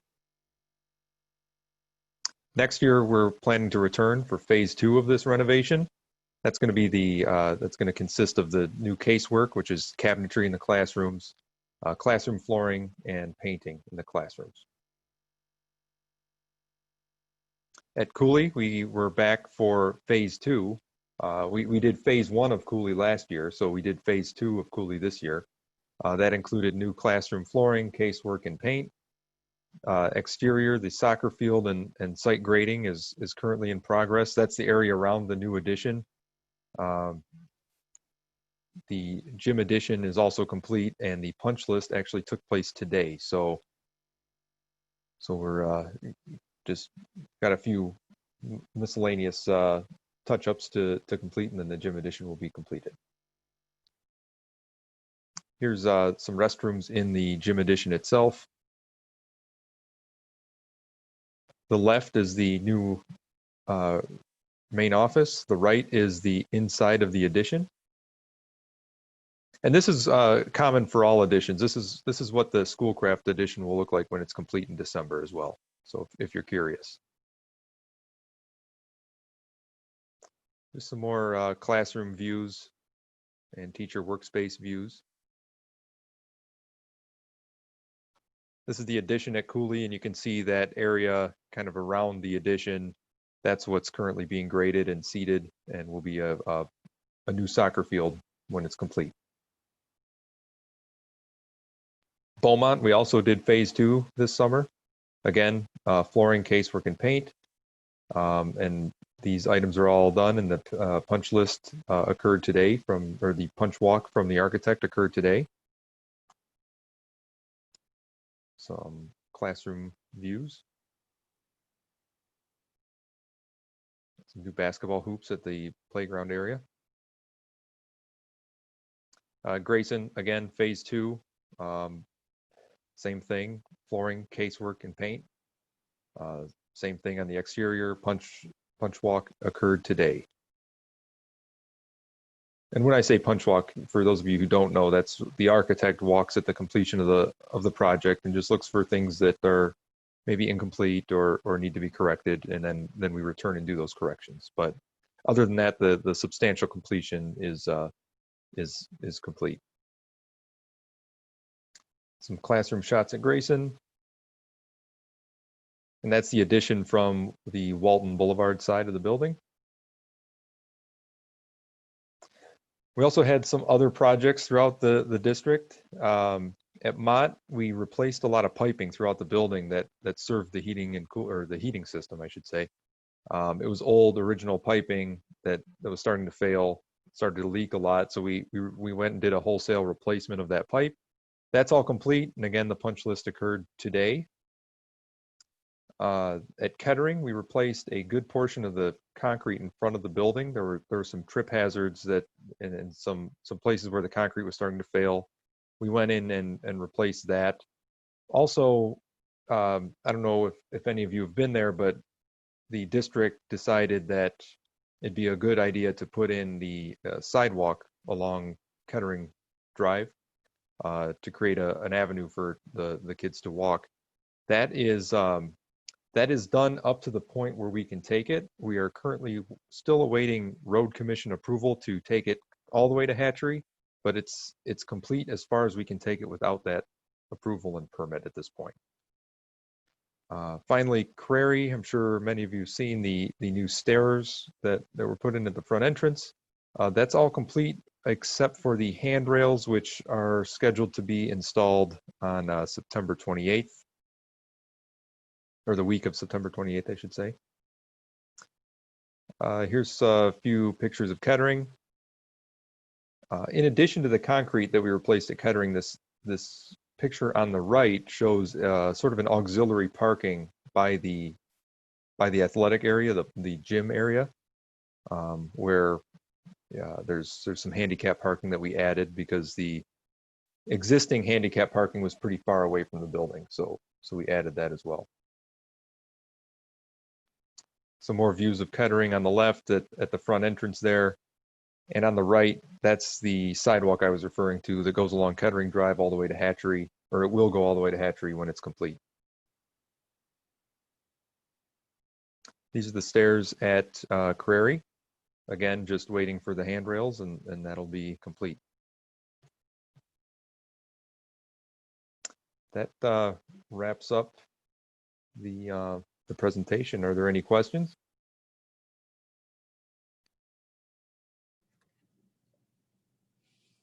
I have a question. Looking at the gymnasium at Cooley. Now, I know that last year there was a delay. I believe, was it a foundational issue that was happening there with doing the gymnasium, or could you tell me more about that? Yes. So going into Cooley, we always knew that one would take longer. We had to reroute a storm sewer line that would have gone under the addition, and you can't build additions over utilities like that. That's not a good practice. So there was a significant amount of earthwork that took place that the other schools didn't necessarily have to have.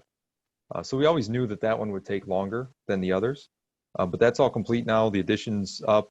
It's just kind of grading that area around the addition and getting grass to grow there.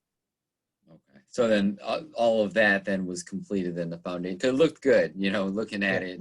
Yeah, no, it looks like all the others now. You would never know that had to occur. But yes, that did create a significant increase in the scheduled duration of the project. Okay. Thank you. Yes, no, thank you. I understand that one was near and dear to your heart.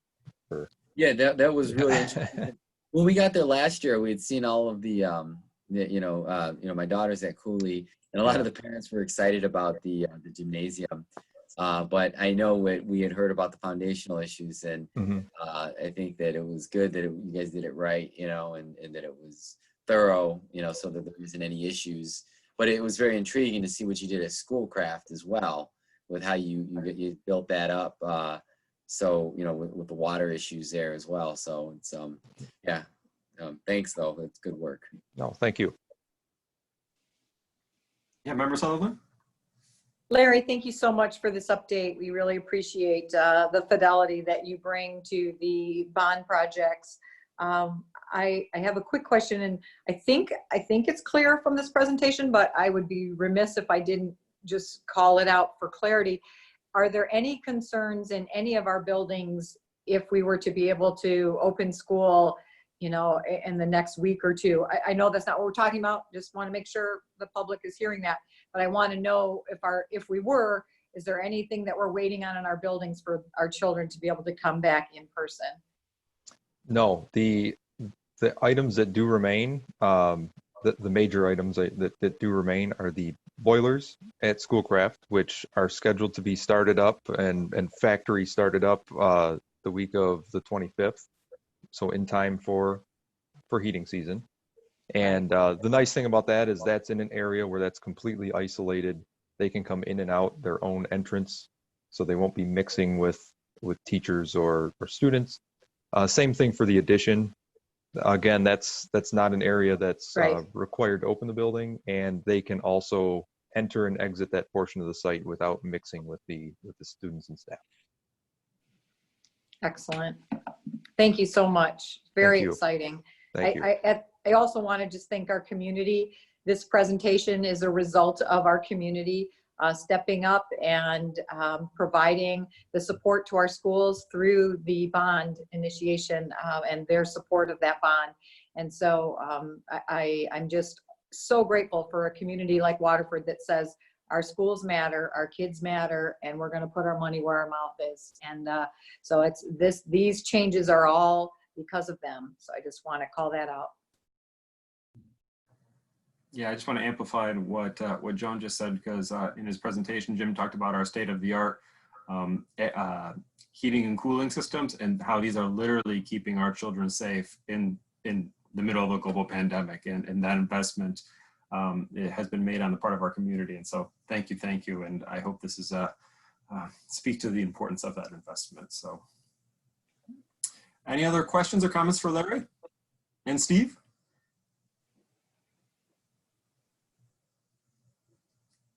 Okay. Larry, Steve, thank you so much. Larry, if you don't mind shooting over those host capabilities back to me, that would be appreciated. All right. So if you just hover over my little square, you'll see those 3 dots. Okay, make host. Yep, that's me. All right, should be all set. Sure. All right, thanks everyone. Thanks, Steve.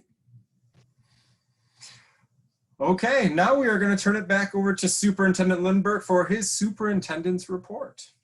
Superintendent. Thank you, President Rissage. I have some highlights, some folks I'd like to highlight tonight. First of all, I recently had the pleasure of joining the Waterford Foundation for Public Education and Suburban Ford for a special surprise announcement. Last spring, the pandemic put a halt to the 2020 Teacher of the Year announcement and celebration. But congratulations to Danielle Lydell, Kettering High School, Colette Simpura, Pierce Middle School, Jeff Stevenson, Pierce Middle School, and Catherine Naish at Kingsley Montgomery. These 4 exemplary secondary educators were nominated for this prestigious honor. And then on September 4th, just a few weeks ago, with the help of family members and many of the foundation members, the foundation, the Waterford Foundation, was able to surprise Jeff Stevenson, naming him the 2020 Waterford Foundation Teacher of the Year. It was a wonderful moment of celebration and recognition of outstanding teaching and learning in Waterford School District. Hats off to Jeff Stevenson and all of the nominees. And if you're wondering what car he chose, it's a common denominator. It was a Mustang. So I'm sure he's enjoying that now with the sunny weather. So that was very exciting. We had our masks on. President Richards was there with me to congratulate him with Pierce Middle School Principal Yvonne Taylor and many others. So congratulations to all of the teachers who are nominated, but especially Jeff Stevenson and his recognition.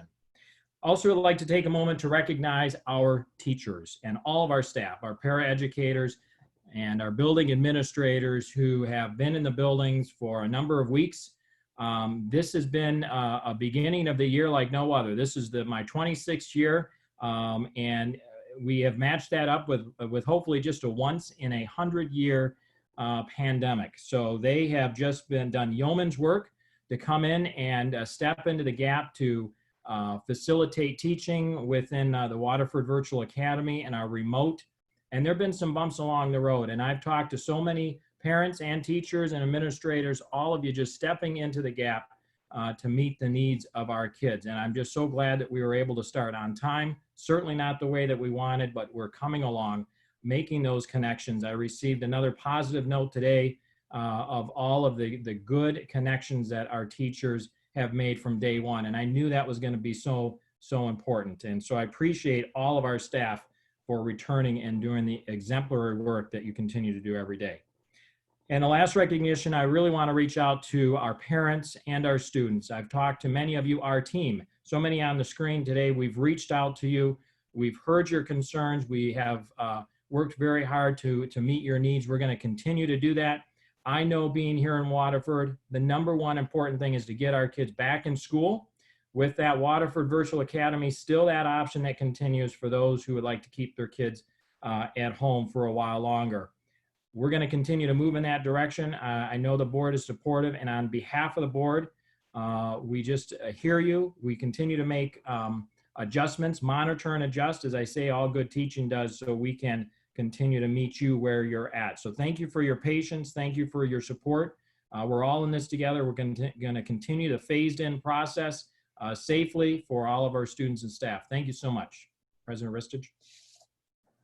Okay, thank you so much, Superintendent Lindbergh. Okay, we're now going to move on to the portion of our agenda where we invite public comment on non-action items. So I know we have a few audience members who'd like to address the board, but I'm going to make a broader invitation.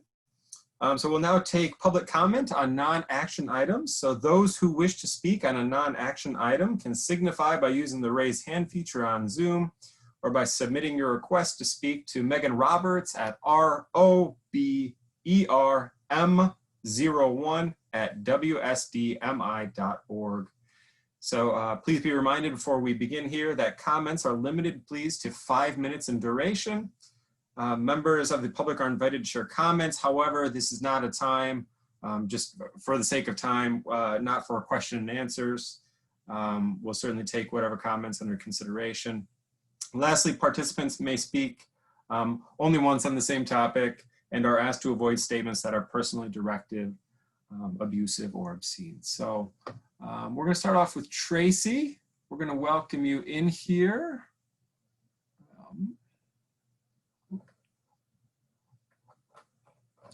Okay. Hi, Tracy, can you hear us?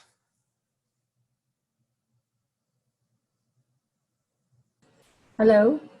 Hi, Tracy. Hi. I'm not sure if I'm going against what you already just asked, but a few comments. I know that you were concerned about the temperature taking, and I just wanted to make a comment about that. Also, where I work, we take a lot of temperatures. We see a lot of children, and I just want to say that I think, from my own experience, that that could cause a lot of confusion, a lot of unnecessary stress, because one, children, if they have hair over their head, they'll have a higher temperature, you know, and then we see a lot of false temperatures, although within 5 minutes they go down. So I just wanted to share very briefly that I think with children running, coming off the school bus, you know, winter jackets, all kinds of things like that, that we could see a very false elevated temperature. If they don't have a temperature, it falls quickly anyway. And with that being said, because I know you were concerned about temperature taking, you know, if some of you guys saw that South America just came out of flu season, they have released that it was like their lowest flu season noted on record, I believe is what they said. And they contributed that to masks. So I think that's good, because we're also telling our students they have to wear masks. So if they come in with maybe a temperature or slightly elevated or whatever, if they're wearing their mask properly and we didn't know, we're probably going to minimize the exposure because they have that mask on. So just something for some of you guys to look into if you haven't. I just saw that. I thought that was very interesting that that was released yesterday, as a matter of fact. The other thing that I wanted to maybe you guys have already thought about it, but I know that you're talking about the phase-in approach with the children for the K through 2.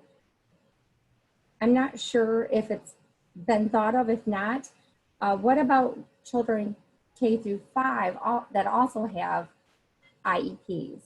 You know, I have a child that's in 5th grade that has an IEP, and I guess I'm really, really concerned. We're talking about the vulnerability of the other children, but he's very vulnerable too. Although he's in gen ed, he has cognitive impairment, and there's a lot of things that go with that. So I'm not sure if that's something that you've already thought of, but if not, with that phase-in approach, can we consider these other children that have IEPs that are in gen ed that are at very, you know, at high risk as well? So that's what I wanted to share today. Excellent. Well, thank you so much for sharing, Tracy. Yep.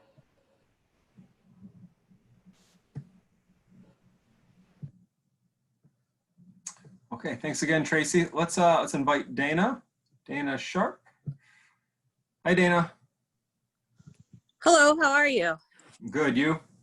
Good. I had a few things that I wanted to talk about. First, the new website for the Waterford School District.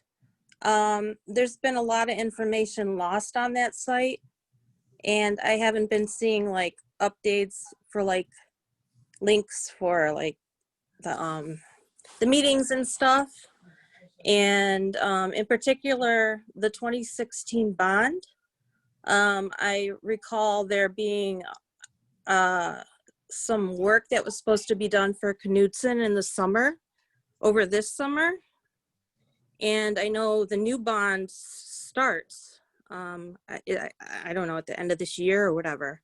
So I'm wondering, is anything going to be done to Knutson with the bond money from the 2016 bond?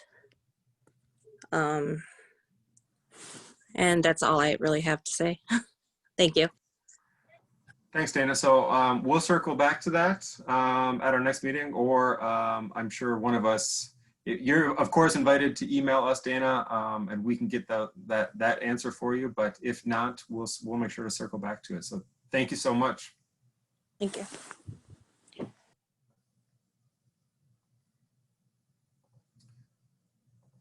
Okay, I'm going to make another invitation for anyone who'd like to address the board this evening. If you would like to, you can raise your hand.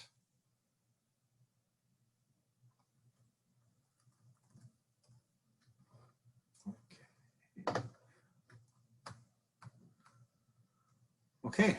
Oh, okay, I've got one more here. Thank you. Okay, we're going to invite Tiffany in. Tiffany O'Connor. Hi, Tiffany.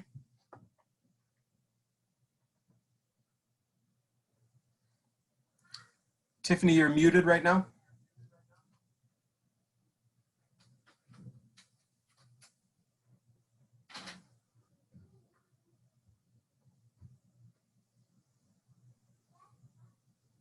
Oh, hi, Tiffany.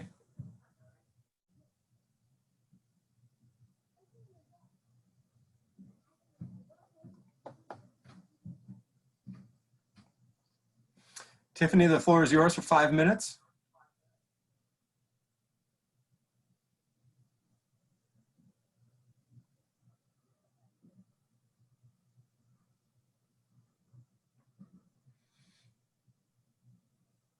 Okay, Tiffany, it seems like we're having a hard time making connection here.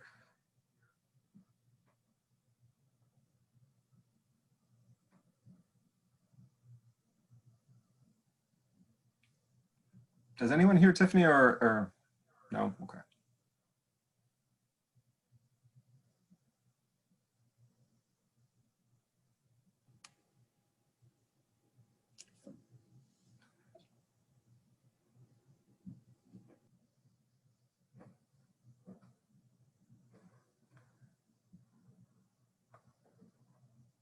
Okay, Tiffany, if you would please, you can email me or you can email anyone on the board or Superintendent Lindbergh. We'd love to hear from you and to hear whatever you have to say. So unfortunately, it looks like we're having a little difficulty here, but please email me or anyone else on the board. Or you can email Superintendent Lindbergh, but or you can email all of us. So we'd love to hear from you.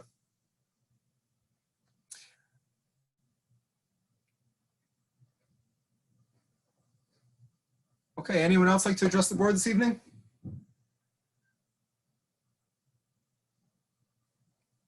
Okay. Colleagues, let's move on to board reports. Are there any Board of Education reports this evening? Yeah, Julie, Member Jocelyn. Yes, I wanted to do this last time and I didn't realize that we didn't have board reports in the cow. So youth assistance, some of you may have seen, we've shared it like a gazillion times. They are asking for you to donate your gently worn or used or new shoes. So any shoes, we'll take shoes, boots, kids' shoes, adult shoes, whatever. It's a fundraiser. We're going to get money for it. And what they do with it is they donate them to support micro enterprises, they're micro enterprise vendors, and which are small businesses in developing nations. So basically, you donate the shoes to them, and then they kind of turn around and sell them for like 10 cents or something, and it just kind of teaches them. I see Sandra nodding her head. She may know more about it than I do. I just need your shoes. We're doing the collection between September 10th and November 9th. You can drop them off at Recovered Chiropractic, which is on M59 next door to Planet Fitness. Crave Nutrition, I'm not sure where that is, but I've heard great things about it. Or Waterford Township Hall. They already have a ton of stuff. And if you want to know where the money goes, check out Youth Assistant. They really do some great things. They have a mentoring program that they can't do right now, We've been paying for kids to go to camp. When Waterford runs their camps, we'll pay, I think, up to, depending on what's going on, 50 or 75% to camp, and we're still paying it right now. So we're still getting applications in. So if your kid would like to do something, they're thinking of possibly doing something with tutoring for people that need it. So contact Stacy Williams if your family qualifies. You can look them up on Facebook. They have a web page, but please donate your shoes. I think we're already close to like 300, and there's some kind of big money we got for like 1,500 or 2,000 or something. I know I have a bunch. Thank goodness my kids' feet grew, so we have a lot. And I just have one more thing. I have spent like 3 or 4 weeks. I keep trying to think of something kind of like the Grinch that rhymes. You know, it came without presents or boxes or tags because school came and there was nothing that a lot of us could do about it. And I know that it's been stressful, but I mean, realistically, my kids are 16. They have never had a year that started consistently in 2 years. And I don't think any district ever has. So expecting it to go right, I remember they were blowing up my phone. They're, Mom, I have 7 classes. I'm like, I don't care. I'm busy at work. Just pick one you don't want to do and don't do it, and I'll take care of it later. You know, and the other one said, and then of course, then they tattle on each other because the other one only had 5 classes instead of 6. And so then he got tattled on. So I did have to get the 6th class for him. But, you know, I think we all just need to be patient. I mean, we've had busing screwed up before. I mean, a lot of the beginning of year is just getting your locker, getting your class, getting books, getting, you know, so expecting homework and doing things in the first 2 to 3 days is unrealistic, even not in a COVID year. So I think if we all take a deep breath, I see that people are starting to catch on. They're giving people tips and tricks and whatever. So, and I have to tell you that, you know, I constantly tell central office what a great job you are doing. And our teachers are doing a great job. But I just have to tell you, I sat one night and I found the good on Facebook till 1 o'clock in the morning. And there are some teachers that have gone above and beyond. And I'm sure there's more than the few I have on this list. But I know that I've seen people say, you know, so on those days that you think that you're not appreciated, you truly are. And people have said, if we could have chosen a teacher, it would have been her. Best hands you could ever be in this mess. Absolutely best, hands down. So lucky you get to have this person. So jealous. Wish we could have them all through school. So Waterford teachers, you are the best. And I might slaughter some of these. You might be a Mr. or Mrs., but just know that I have good intentions. Miss Bluen, Miss Hicks, Miss Johnson, Miss Manna, Miss Richards, Miss Shelton, Miss Berneri, Mrs. Scram, Mrs. Lawless, Miss Greenwood, Mrs. Farley, Mrs. Engel, Mrs. Schultz, Mrs. Dobler, Mrs. Isgrigg, Jessie Hagan, I guess it's Mrs. Hagan, it should be, Mr. Eisenhower, Miss Glash, Mr. Shaper, Miss Farr, Miss Shelton. And I have to tell you, this last one is my kids had him for science, and he was hands down. I mean, everybody in Pierce Middle School wants this guy. And as of 2 weeks ago, I counted 21 likes and yeah, best. And so Mr. Leduc, please keep rocking it out at Pierce, because not only were you my kid's favorite science teacher, but clearly, I mean, they said, woo, got Mr. Leduc. And it was just like brrr, all the way down. People were so happy. So for all of you, even that I didn't list, that are going above and beyond, that I know some of us are frustrated. This year, I can't, probably because I've been working since March. So I'm kind of to the point, like, whatever, you know, just don't do your class. We'll fix it in December. I mean, I was kind of over it. So, you know, thank you for taking the time to talk to us parents when we're crazy and when we don't know what we're doing. And, you know, I know I see a lot of people that, you know, post stuff and they're upset, and then they're like, oh, I talked to the teacher, happy face, happy face, happy face. Everything is fixed. Everything's great. Everybody gives feedback to everybody else. So, but I just had to tell you teachers that the day one of the websites I joined and everybody wanted to know who they had, and they started posting a bunch of teachers, and I just thought it was really nice. Best hands you could ever be in. I mean, you guys are amazing, and in central office, you're always great, but I thank you every week. So thank you to our teachers. So, and get us your shoes, please. So, yeah. Thank you so much for that, Julie. That was terrific. Thank you. Other board reports? Member Torres? Yeah, I just wanted to recognize the parents out there, and I know it's a struggle. You know, the teachers, you know, they're doing the best they can, and it's hard for everybody. But you know, the parents have really stepped up to become the teachers as well, and we really got to recognize them because they're going through a lot. You know, and the experience for an elementary parent, I'd say, is different from that of a high school or an upper class. Like I said earlier, I have two extremes. I have a 22-year-old who's in law school right now who's completely self-sufficient and doing her own, and I have a first grader. And you know, my wife and I, are doing the best we can, and we talk with a lot of parents because we have a first grader, and a lot of our friends have young kids as well. So we're getting that experience on a day-to-day basis. I hear it at daycare, and it is a struggle. So I really want to recognize the parents for all of the hard work they're doing. You know, the learning packets late at night, the frustrations with the 1 hour, you know, online education that we're doing right now. You know, those things are very frustrating for us.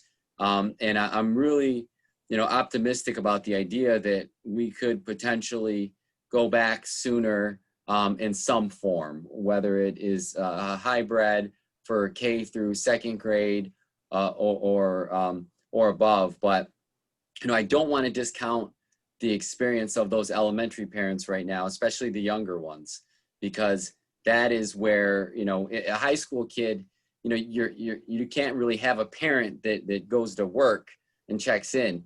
One parent has to be there. They have to continuously monitor that child so that they can get that education. And in instances where those parents don't have that opportunity to work from home, you know, my biggest fear is that child just doesn't get that education. And, you know, the teachers are doing the best they can. You know, if you haven't watched a first or a second or even a kindergarten class online, I would encourage you to make arrangements to do that, because you see these teachers trying to keep the attentions of these young kids, and it's hard for these kids to keep their attention because they need that in-person interaction. And you see the parents constantly pushing them over as, you know, in those instances. So, you know, I don't want to discount, you know, the struggles right now of those elementary parents, because, you know, it is a different experience than a high school or even an upper class middle school kid. That parent has to be there. So we really, you know, from what I'm hearing from so many parents, and we're seeing that in those emails, is they would like some form of in-person in many instances, and some will still obviously stick with the virtual academy.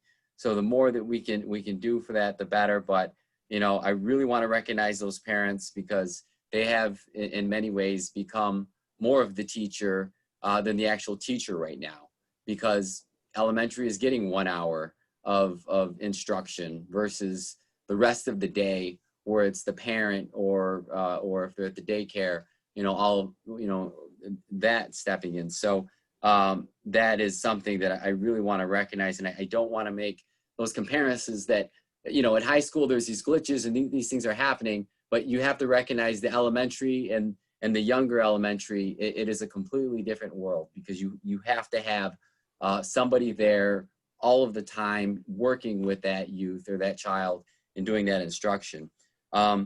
Secondly, I just wanted to touch back on that CARES Act money.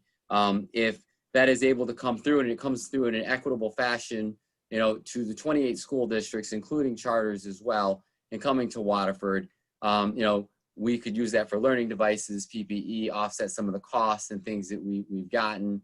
I'm hearing numbers as high as $1 million to a district like Waterford, which would be huge. But all that equation is dependent upon what the Oakland County Board of Commissioners decides. So they're taking various things into consideration, which includes the socioeconomics, the free and reduced lunch, and the number of educators in a building, which does not just include teachers, includes all of the other employees who make that educational experience. So if anybody is interested in staying on top of that with me, I am working with the Board of Commissioners, Board Chairman Dave Woodward, County Executive, Dave Coulter has really been innovative in pushing forth this $28 million to these school districts. And I can't thank them enough, but now it's, the idea of being at the table, because as I said, if you're not there, at that table, pushing for it, your voice may not be heard. So we have to continue with that advocacy. If anybody's interested in working with me on that, please reach out to me. And parents, continue to voice your opinion. We get many emails. I try to email back as many as I can, but I encourage them to keep us up to date, to follow through, and to come to board meetings and to observe, to watch, and to speak in public comment. And that's all. Thank you. Thank you. Other Board of Ed reports.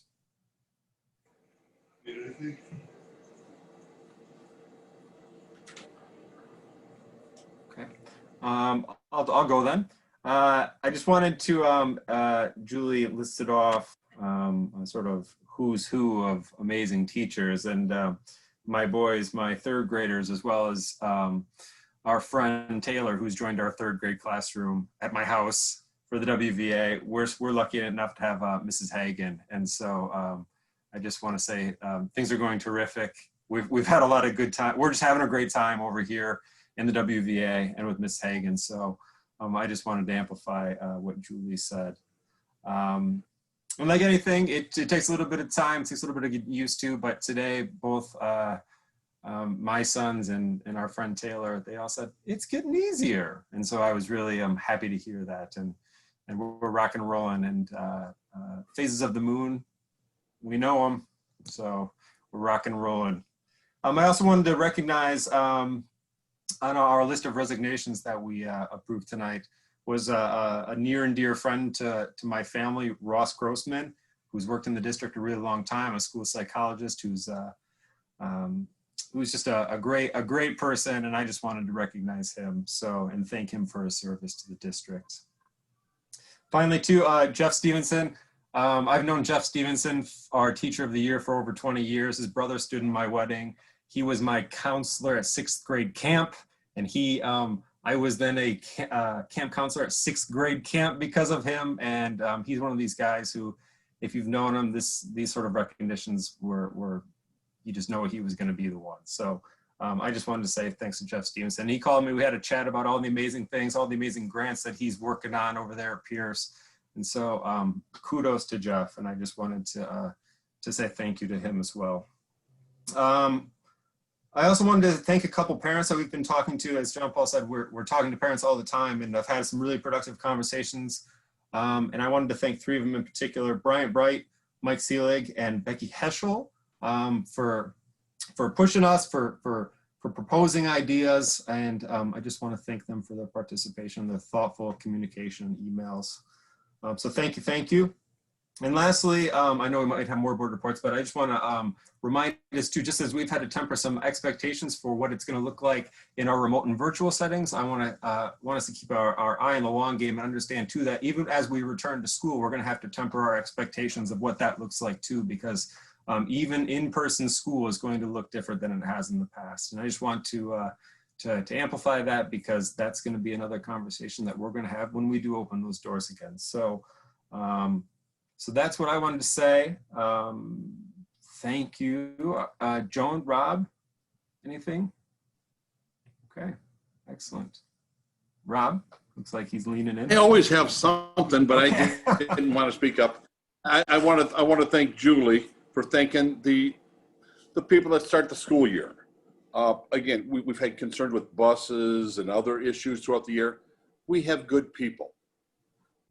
They want to do what's right, but when parents tell us one thing, you try to adjust to them, and it's something else. It's a crazy year in a regular year. This is above and beyond. So I want to thank all the staff. And again, I wanted to give Jeff Stevenson, he's a crazy son of a gun. He has energy. I love the pick. It's one of them things with all we've said tonight. We have good people. I'm very thankful for the people, our staff, our parents, my board. Thank you all. Okay. Excellent. Well, thank you, colleagues. Thank you to everyone who attended tonight and participated tonight. As always, you're invited to email all of us. We appreciate the communication here. Now the board needs to go into closed session. So by roll call vote, the Board of Education will move to closed session for the periodic evaluation of the superintendent. No action will be taken during closed session. The regular meeting will be deemed adjourned at the conclusion of the closed session. Secretary Petrucia, will you please take a roll call vote on moving to closed session? Member Jocelyn. Yes. Yes. I am a yes. Okay. Member Ristic. Yes. Member Sutherland. Yes. Member Torres. Yes. And Member Pickett is not here tonight, is he? That's No. correct. He's not here. No. Okay. So we're all yes. Okay, colleagues, let's take a quick 5 minutes, meet back in the other room, take get something to drink. So we'll see you back in the other Zoom link in 5 minutes. Again, thank you, everyone. Have a terrific night. Thank you. Thank you. Thank you all. Great work. Thank you.